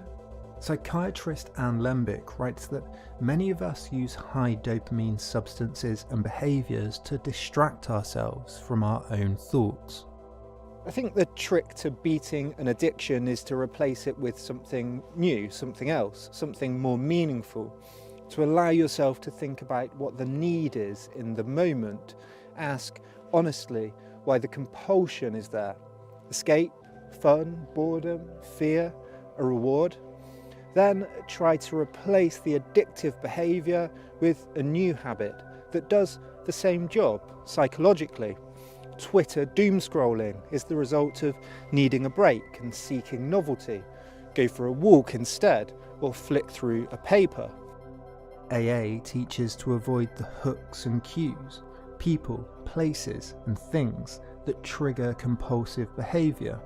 Remember, the expectation of reward is difficult to resist once the hook has lodged itself under your skin. Oh, my kitty's meowing. What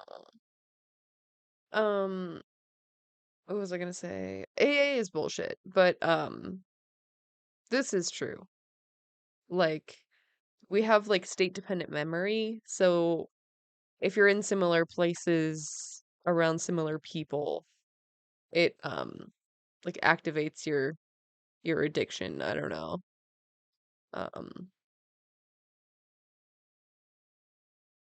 It's very hard to break those thought patterns. Skin. If Twitter is open in a visible tab, it's much more difficult to resist clicking to see what the notification is than if you're logged out. Notifications can be turned off on your phone. But the idea that we should all just work to resist the limbic temptations that surround us is a naive neoliberal dream. We should focus on the landscape of hooks and cues too. The designers of the system and our laws and regulations are all responsible for the structure of our experience. The problem with relying on the individual to resist limbic temptations is that, as design ethicist Tristan Harris says, willpower is not enough when there are 1,000 people on the other side of the screen whose job it is to break down the self-regulation that you have.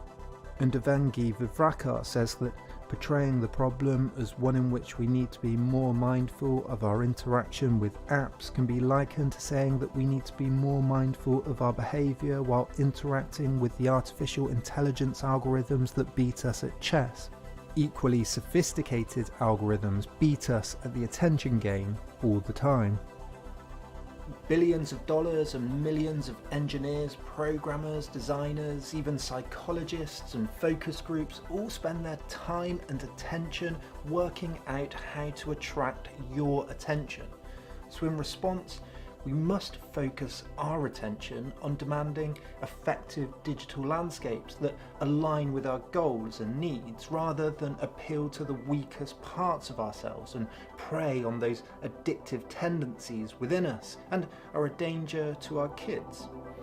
In one survey, half of kids said they felt addicted to their phone and 3/4 felt compelled to respond to texts, posts and notifications immediately. Self-harm posts and self-harm itself seems to be on the rise. Excessive gaming is correlated with negative mental health outcomes. Excessive social media use correlated with anxiety and depression. Early adulthood is the highest risk age for developing addictions. If you don't develop an addiction earlier in life, you're less likely to develop one later on. And one big reason for this is that, as Alter says, young adults are bombarded by a galaxy of responsibilities that they're not equipped to handle. They learn to medicate by taking up substances or behaviours that dull the insistent sting of those persistent hardships. Combine this with having devices on tap that provide consistent drips of dopamine on demand, and we could be on course for a generational disaster. Just keep Ask scrolling. most parents of kids that age and they'll tell you it's impossible to resist the pressure for kids to have phone and social media accounts when all of their friends do. It becomes unfair on them. If they're the only ones without, it's just as harmful for them to be ostracised. And so the duty of care, the duty to do something, must instead fall on institutions, schools, governments, regulation, and the social media and big tech giants themselves. There's a quote I find interesting from the American philosopher Matthew Crawford. He says, "The left's project of liberation led us to dismantle inherited cultural jigs that once imposed a certain coherence, for better and worse, on individual lives. This created a vacuum of cultural authority that has been filled, opportunistically, with attentional landscapes that get installed by whatever choice architect brings the most energy to the task, usually because it sees the profit potential." I think what he means is that historically we had authoritative guides about how we should act. They came from places like the church, from cultural ideas of things like masculinity, what acceptable decorum might be, what should or shouldn't be allowed on television and radio and so on. But those cultural, political and social guides have largely disappeared and been replaced with the market. At their worst, those cultural jigs, as he calls them, restricted us. But at their best, they provided a kind of landscape, an ecology that guided us. In replacing them with the market, we leave ourselves open to whoever can attract our attention as the highest bidder with the sweetest, most addictive hook. And that's dangerous. When it comes to traditional addictive substances, tobacco, alcohol, drugs, we intervene in their use in several ways. By limiting access, by restricting by... Yeah, like Alex Jones is the heroine of content. It's like I get it, like the temptation to just like tune in to InfoWars, switch off the old brain, take off the old thinking cap, and just fucking eat up that bullshit like it's fucking brunch. I get it. I do. Um But like, yeah, everything he's doing is just appealing to like your base instincts. Just mostly fear mongering. age, or say by regulating their ingredients to make sure they're safe. We do the same for casinos and gambling and for advertising drugs and other addictive substances. We also have cultural and social expectations and media pressure to make sure substances are made and sold responsibly. In liberal societies, both are meant to be a light touch. Adults should be left to make their own decisions, but I think there is legitimate reason to regulate when addictive technologies are affecting the most vulnerable. Regulation and our expectations of platforms like social media should be designed to protect categories like children and addicts. I think these labels, for example, that we have on cigarettes and tobacco over here, this one says tobacco smoke contains over 70 substances known to cause cancer. I think they're a good example of light touch regulation, although I'm unsure how much they work. They don't do much for me, but I think the intention is good. Should the same sort of warnings be on social media? Should the social media age limit be at least 16, not 13, say? Should we expect push notifications? This website might induce suicidal ideation, depression, anxiety, low self-esteem. To our phones to be turned off by default when we install new apps. Yes, we should. There are plenty of light touch solutions that stop short of being blunt instruments that simply ban websites or get involved in what can and can't be posted. We often think of regulation as too black and white. Another one would be autoplay being turned off by default. In Algorithms of Fear, Vail Gonim writes that we're not driving people to content that could help us as a society. You can build algorithms and experiences that are designed to get the best out of people, and you can build algorithms and experiences that drive out the worst. It's our job as civic technologists to build experience that drive the best. We can do that. We must do that now. This is one of the biggest problems with giving in to the race to the bottom, limbic capitalism, dangled digital sugar in front of everyone's eyes of neoliberalism, the cyber ecology. Damn, that was a hell of a sentence. He spit in my kind of plays, for real. Becomes full of everyone to the must do that now. This is one of the biggest problems with giving in to the race to the bottom, limbic capitalism, dangled digital sugar in front of everyone's eyes of neoliberalism. The cyber ecology becomes full of addictive hooks that we have no protection against. Recently, I keep coming back to this quote from the sociologist Zygmunt Bauman. He writes, "The deep contradiction of our age is the yawning gap between the right of self-assertion and the capacity to control the social settings which render such self-assertion feasible. It's from that abysmal gap that the most poisonous effluvia contaminating the lives of contemporary individuals emanate." Oh my god, I can just hear my cat just tapping at the door. It's so pathetic. He's just meowing. It just...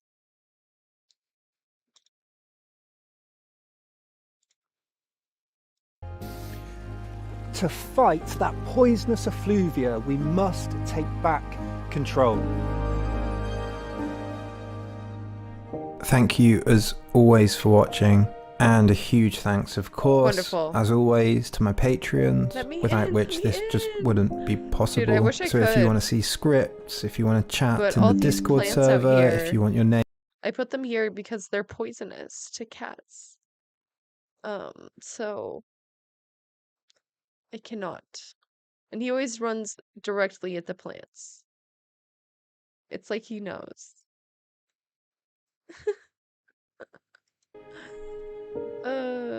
Okay, what else? What else? Ooh, okay, we got Shane Dawson. Just pearly things come out of no.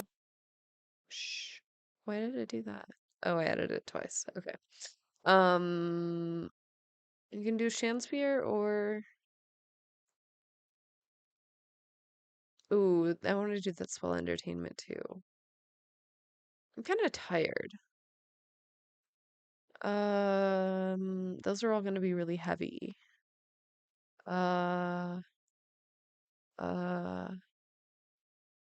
yeah, Pearl. Yeah, we already went through that. Thankfully, it's over now. Let's do Second Thought. I like his voice. It soothes me. I will never understand people. They're the worst. Oftentimes, when you talk about socialism with someone, you get to this point in the conversation. Socialism sounds good in theory, but it could never work in real life. People are too competitive, too greedy, too selfish, too cruel, too violent. To insert something bad. They're the worst. Or sometimes, the conversation doesn't focus on how evil people are, but on how commerce-driven humans are. Socialism would never work because humans are economic animals with brains built I like to say that people are brain broken by capitalism. It's not really their fault. for trade and maximizing our returns on investment. Sometimes they just want to be comfy. True. Much of the public debate about socialism doesn't really focus on the merits of socialism. Instead of debating whether it would be better if everyone was housed, fed, free from exploitation, and working shorter days, because it's immediately obvious that it would be, or how we might get there and the institutions that would coordinate these needs, the conversation gets cut short on the grounds that it's unrealistic.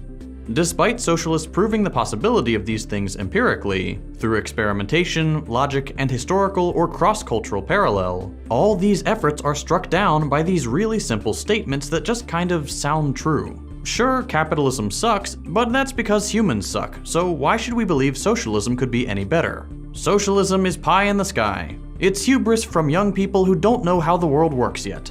Just wait till you hit your 30s and you'll grow out of it. And I understand why this works. It's a convincing idea. Everyone has people in their life who are greedy, selfish jerks, and everyone can recognize the part of themselves that is a greedy, selfish jerk. It stands to reason that human nature has, at the very least, an element of selfishness and cruelty to it.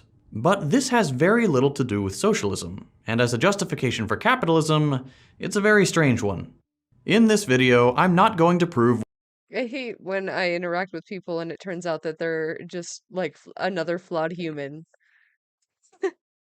You hate to see it. It is funny. Like we all like kind of expect everyone to be perfect, but like would hate that for ourselves. Like we wouldn't want other people to expect that of us. Like we are very flawed, very biased. what human nature is or isn't. If you'd like to watch a video approaching this question from a biological perspective, go check out my buddy Ugopnik's video from a couple months ago, where he breaks down the nature versus nurture debate using twin studies and emerging science on epigenetics. Don't like that? Check out Andrewism's video about how different philosophical traditions have interpreted the human nature argument across time and space, and the kinds of society that flourished with different understandings of humanity. Two great videos, two very different approaches, two pretty similar conclusions. Human nature is not a very good argument. In this video, I'm going to take a third approach to this conclusion. We're going to be looking at how this idea of a singular, corrupt, logical, and self-interested human nature gains traction as a defense of capitalism, the inherent contradictions of this idea, and why it doesn't actually undermine socialist politics. And I know I'm fighting a stupid battle here. The human nature argument is one that takes like 3 seconds to make, and that anti-socialists never feel like they have to justify.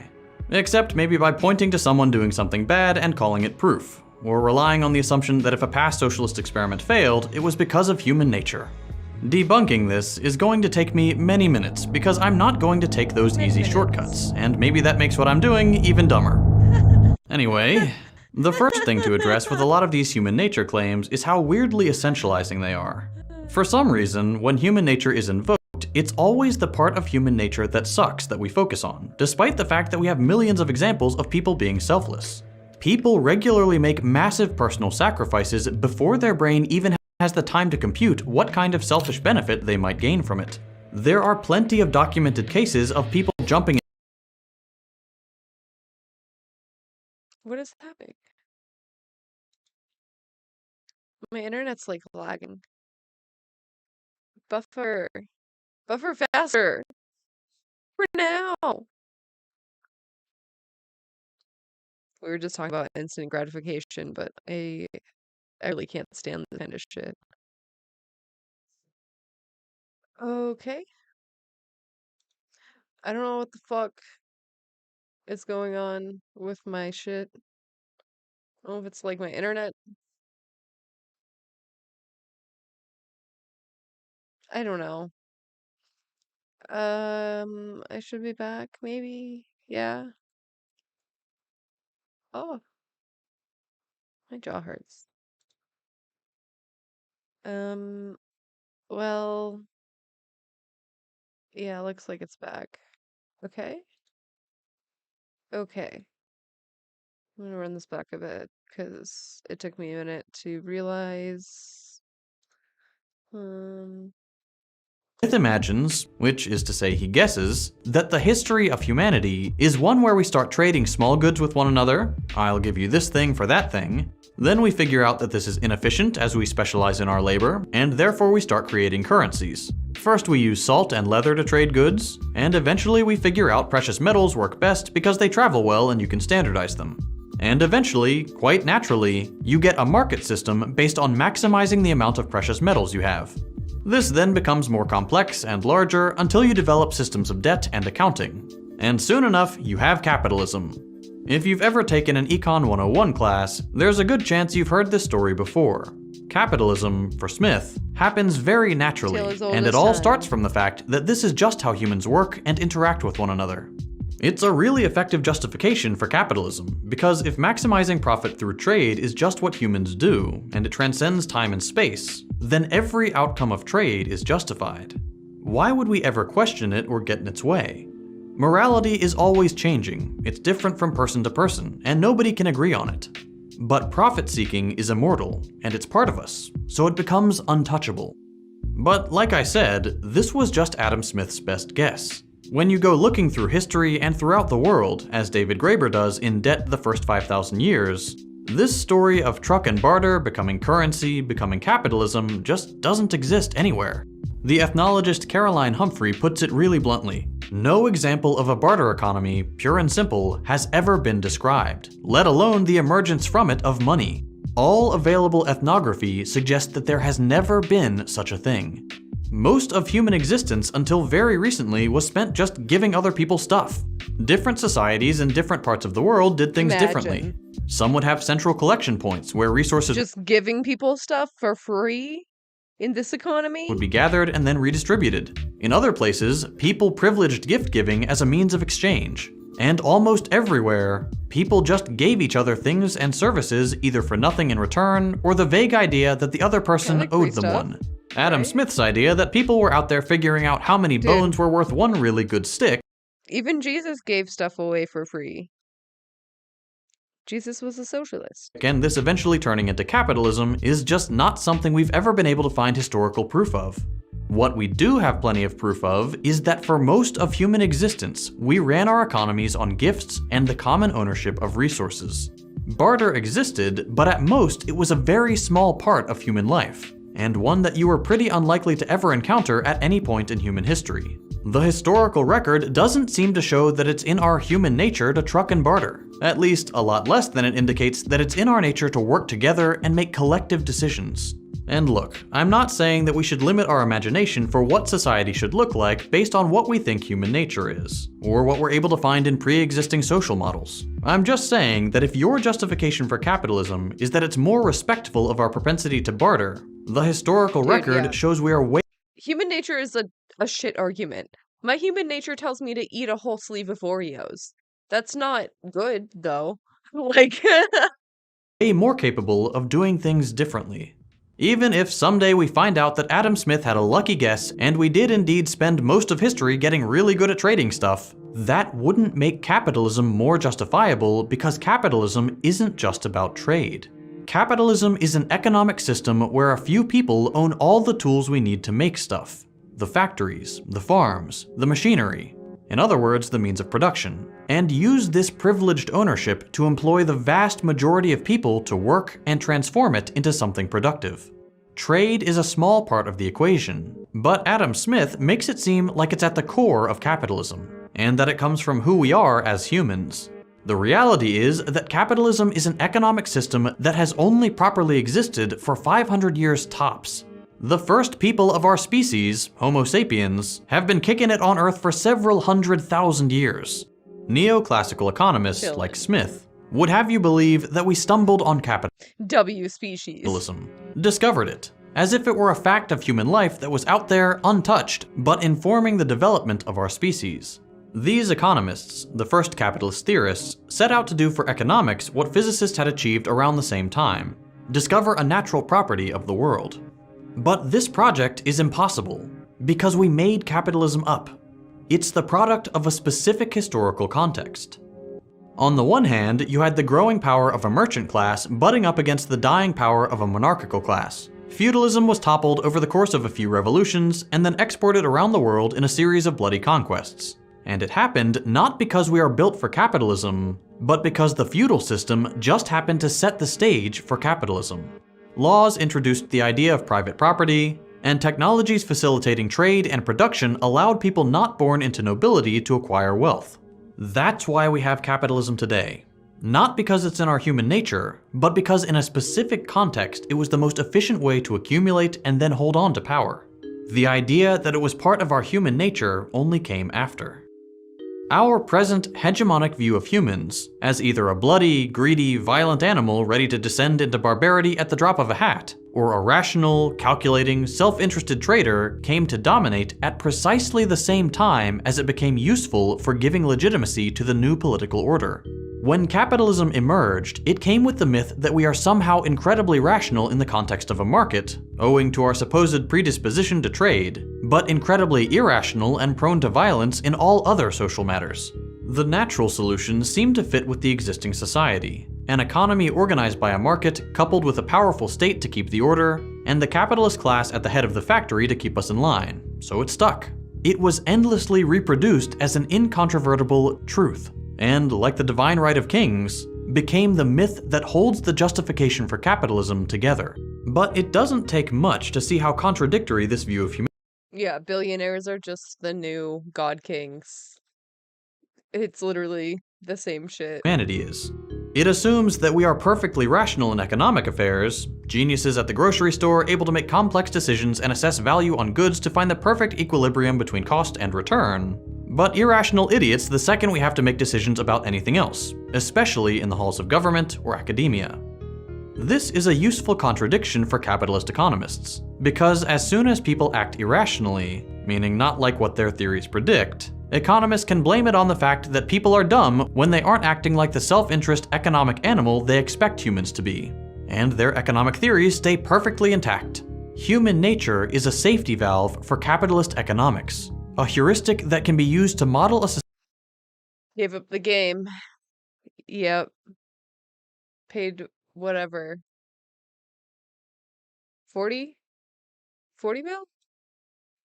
42? 43? 40 something $1 million just to fucking try to get friends, I guess? Like, I don't know. Get popular. Win the popularity contest. A bagillion? Is it a billion? Oh, fuck. Yeah, that makes more sense. It's crazy. It's so insecure. It's the most fucking divorced energy. Society that just happens to benefit capitalists and simultaneously can find a justification when the model fails to explain reality. And at this point in the video, I want to bring us back to socialism. A lot of the misconception about the impact of human nature on socialism comes from the fact that socialism is often poorly defined. Socialism, when we talk about human nature, is often viewed as a society where everything is the same as it is right now, except that people share. That is not what socialism is, and Socialism is when sharing. Socialism is when you share everything. Sharing toothbrushes is socialism. it's easy to see how one greedy, selfish, or cruel person could completely ruin it if socialism depended on people being nice and the honor system. Sharing is caring. But in reality, socialism, at the economic level, isn't about sharing. It's a society where if everybody needs something, it's owned collectively, and we all get to decide how it's distributed. The means of production are held in common and subject to democratic control. Instead of individual business owners making decisions about production to serve their self-interest and submitting them to the market for review, And so be it if some people get none and others get almost everything. Under socialism, the things that affect all of us are decided by all of us. This can take many forms. Imagine. For example, banks could fund business projects on the basis of a democratic mandate, instead of venture capitalists and for-profit banks calling the shots. Businesses could be run by the people who work there, and who either elect their boss or make strategic decisions by vote, instead of your boss just being some random guy with money. Your town could hold meetings where people point out what's missing and devise ways to fill the gaps, instead of waiting around and hoping someone will find a way to solve the problem in a profitable way.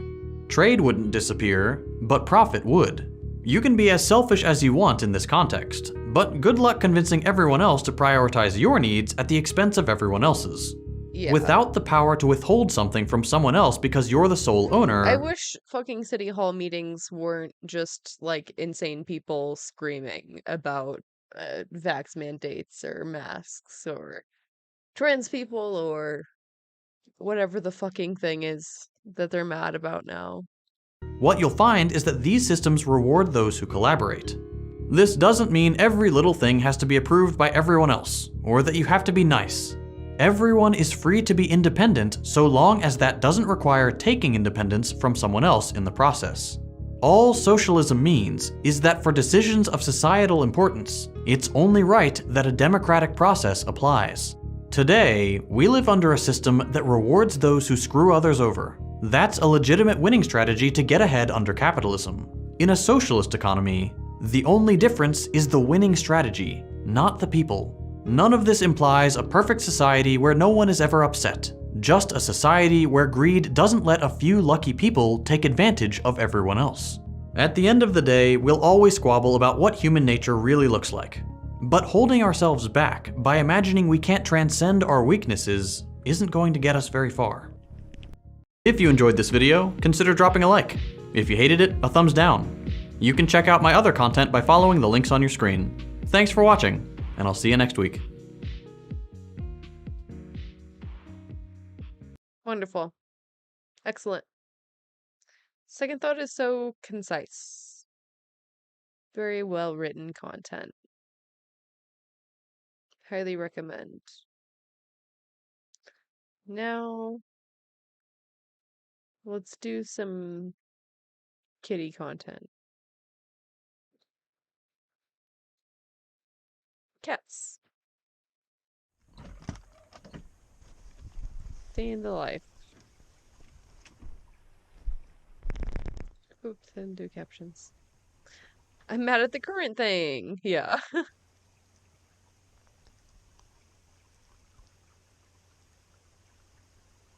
Meow. I wish I was a cat.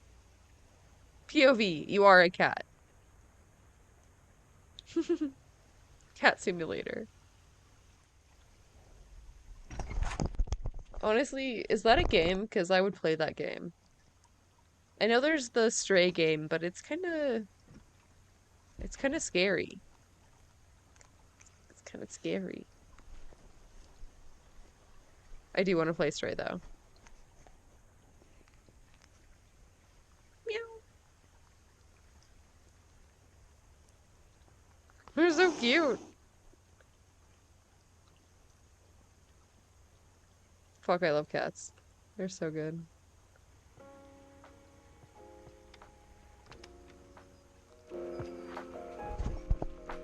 Just mad chillin'.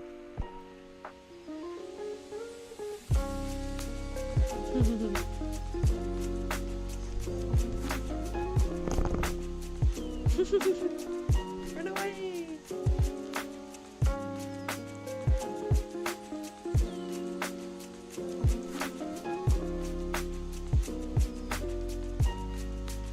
Sniffer.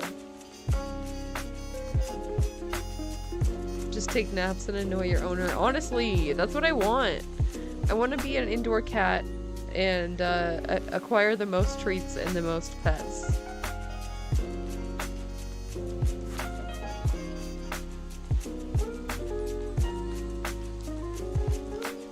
And like the end goal is to like dominate the humans. Become their god. Get them to start the revolution. Comrade Cat. Yes.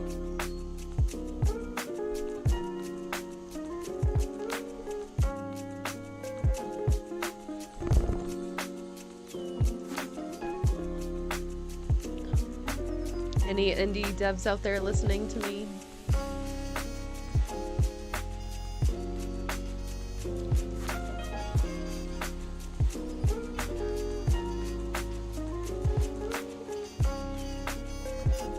Build aggro for points, and then use cuteness to avoid consequences. For real. Activate rolling on back.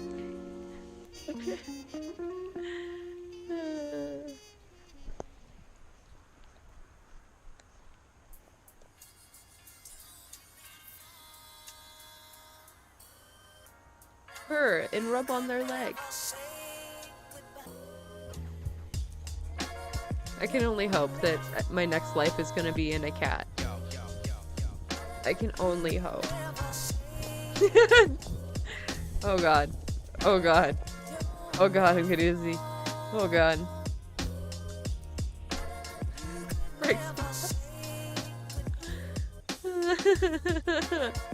For real.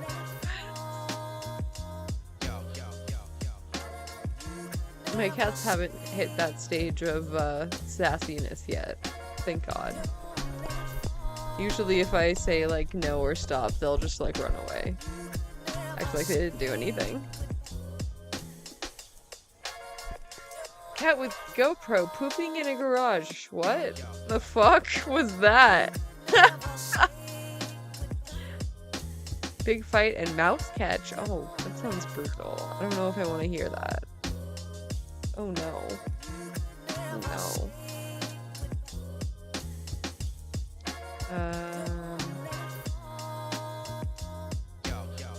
Why are there so many mice catching ones?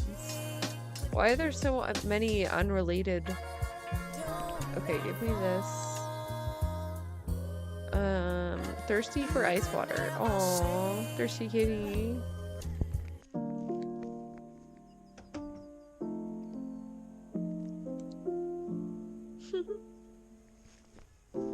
When your cat doxes you.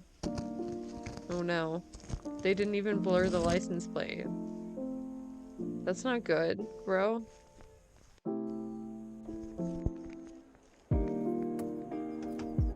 Oh no, they did, kind of.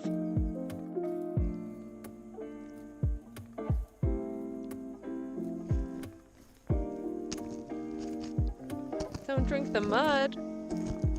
Gross. Gross. Does this cat not have water? What the fuck?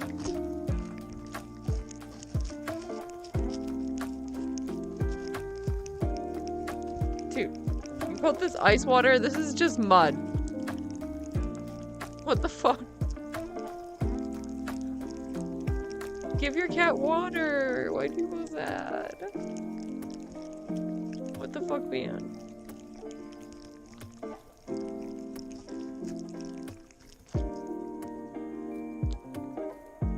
Dirt flavor, my favorite.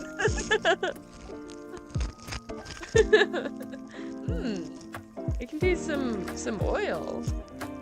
Some gasoline. Delicious. So thirsty. Aww.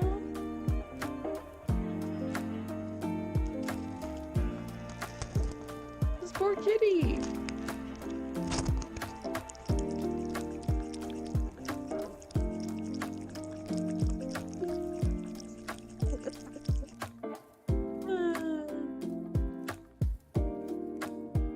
Oh my god, this baby. This is such a scary thumbnail.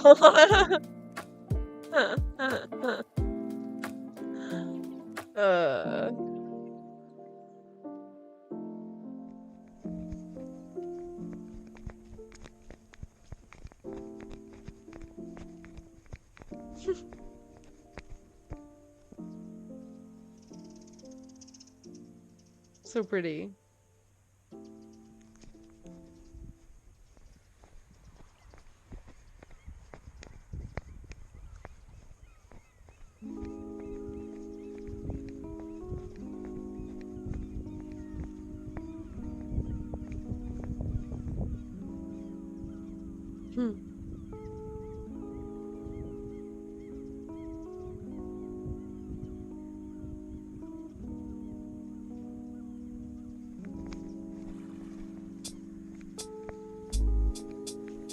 Oh no. Get something stuck in throat. Oh no, is it okay?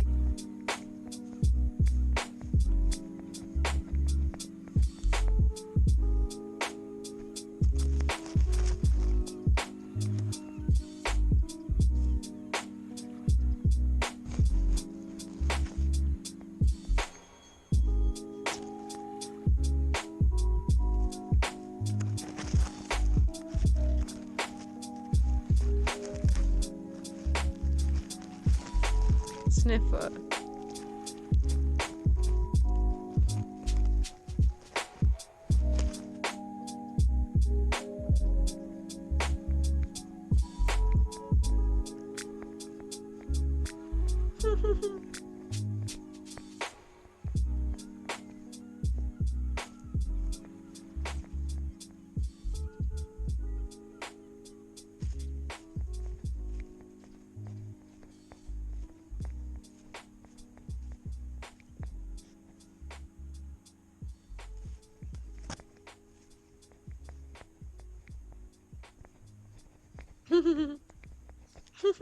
Doing an army crawl.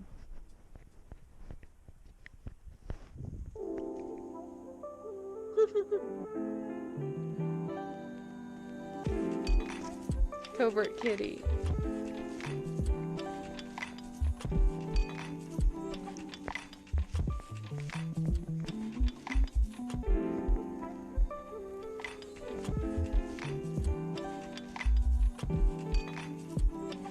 Mission catastrophic. Get it? Catastrophic. Okay, I'm sorry. Okay, I'm sorry.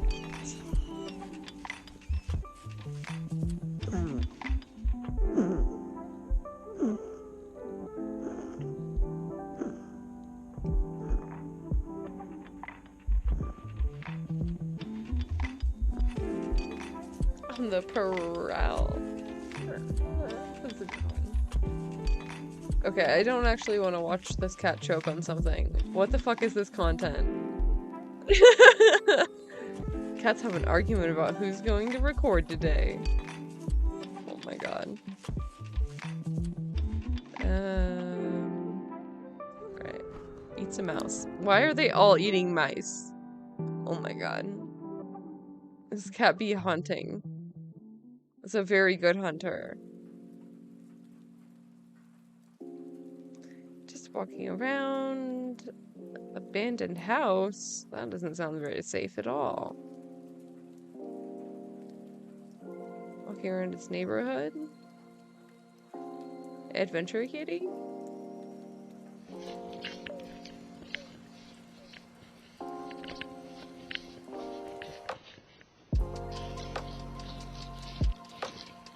No, not the dirt water again. No.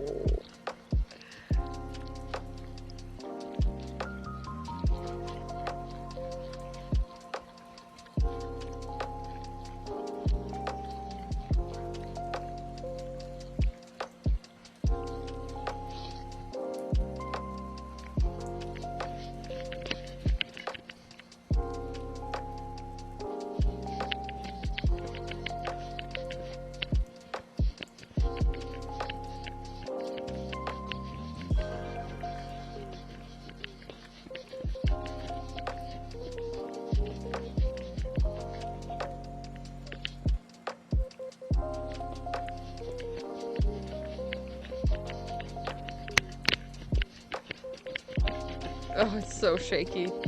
Oh my god. Oh my god.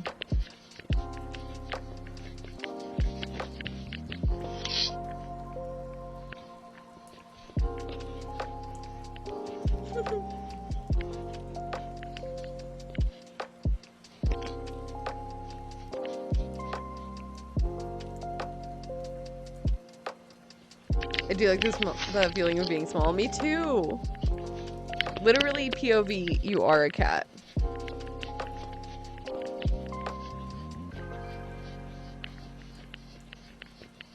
It is, it's cool to see their little perspective.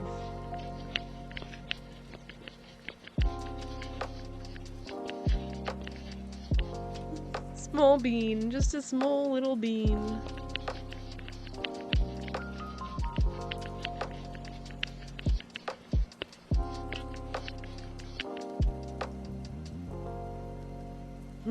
The little whiskers hanging. This is so cute.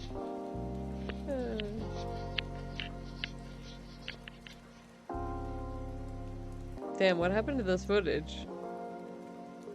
Is the sky like really yellow like that?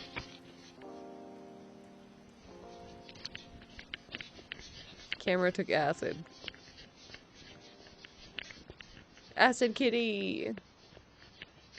It reminds me of that, it's an old-ass Tumblr post where it was like a space cat with sunglasses, but he had like a tab of acid on his tongue. Acid cat?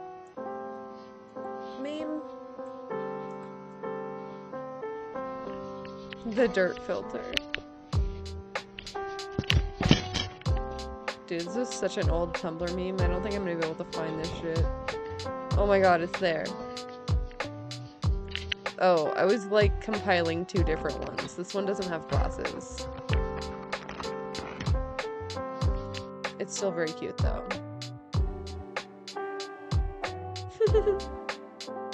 Whoever said cats shouldn't take acid wasn't on acid. Yeah, there were a lot of variations of this, but it's an oldie but a goodie. Like the Jedi archives, literally. Just the randomest shit.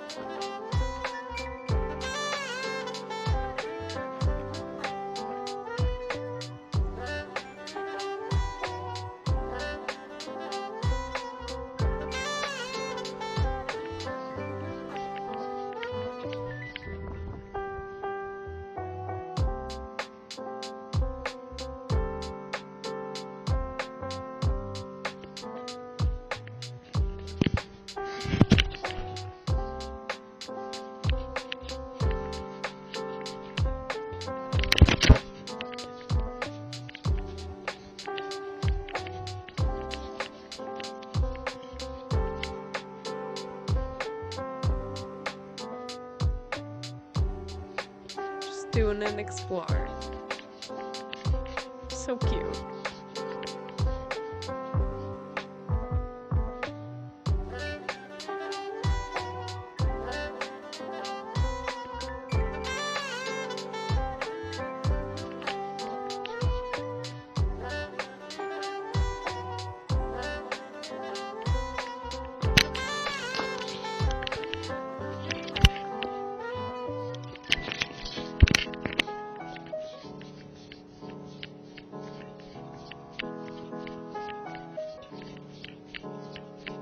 I love how cats are so independent. Like, they'll just go roaming and just fucking do whatever the fuck.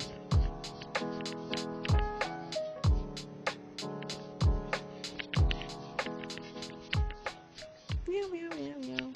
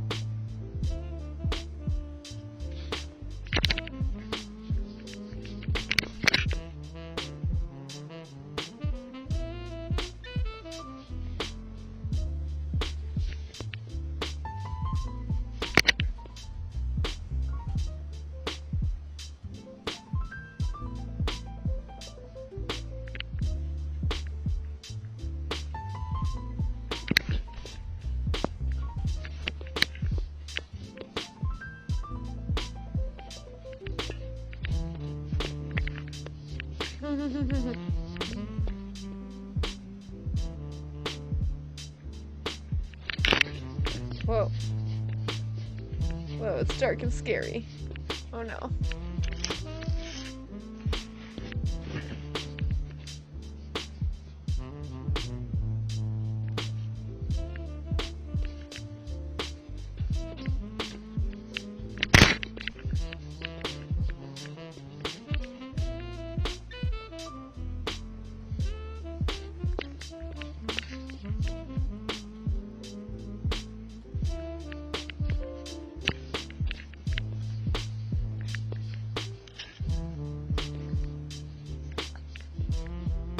Stalking the grasses like a lion. So cute.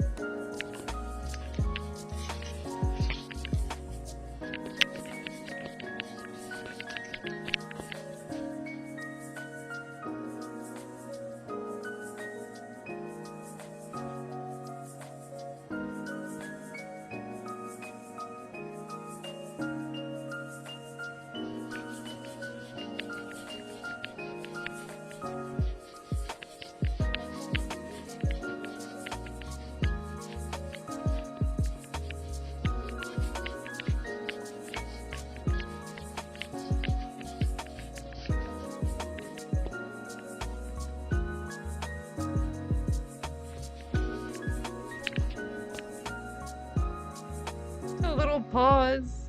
There's a...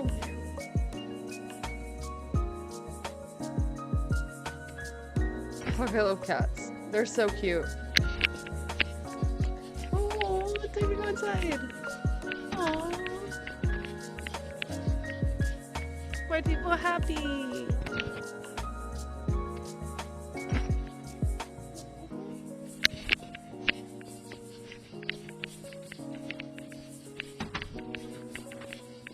Yeah, they didn't blur the license. Yeah, they're just doxing themselves all the time. God damn it. That was the cat's plan all along. God damn it. Damn cats. Okay. That's gonna be it for me. Thank you for being here. I think I'll be back tomorrow. Wait. Oh my god. I have a date. I'm very excited. I'm very swooner. Very swoonering. Like, what day is it even? So yeah, I'll be back tomorrow. Thank you. Yeah, I'll see you tomorrow, and then I'll let you know how the day was later in the week. Good night.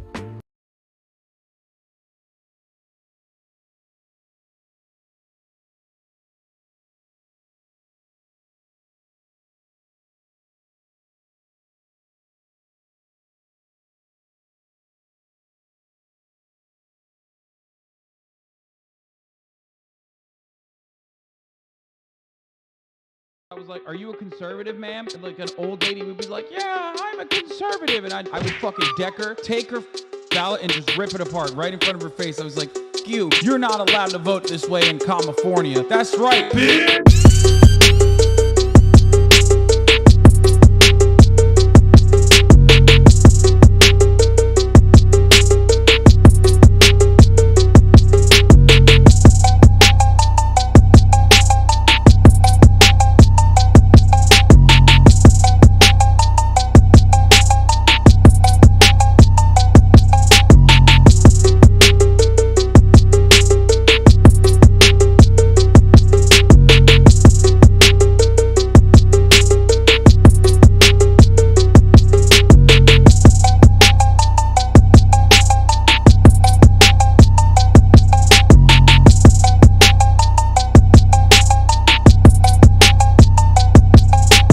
I got a funny one for you. Okay, here, look at this. With what we were seeing in the polling data going into this election about what people cared about and the order in which they ranked it. So we have had a lot of questions throughout this time about new voters, people that hadn't been in there before that were perhaps not getting captured by the polling. So maybe this is a sign that we're going to see a little bit more of that tonight than we expected. We obviously don't know yet. And you know what's missing from this 1, 2, 3, 4, 5 top 5 issues? Democracy.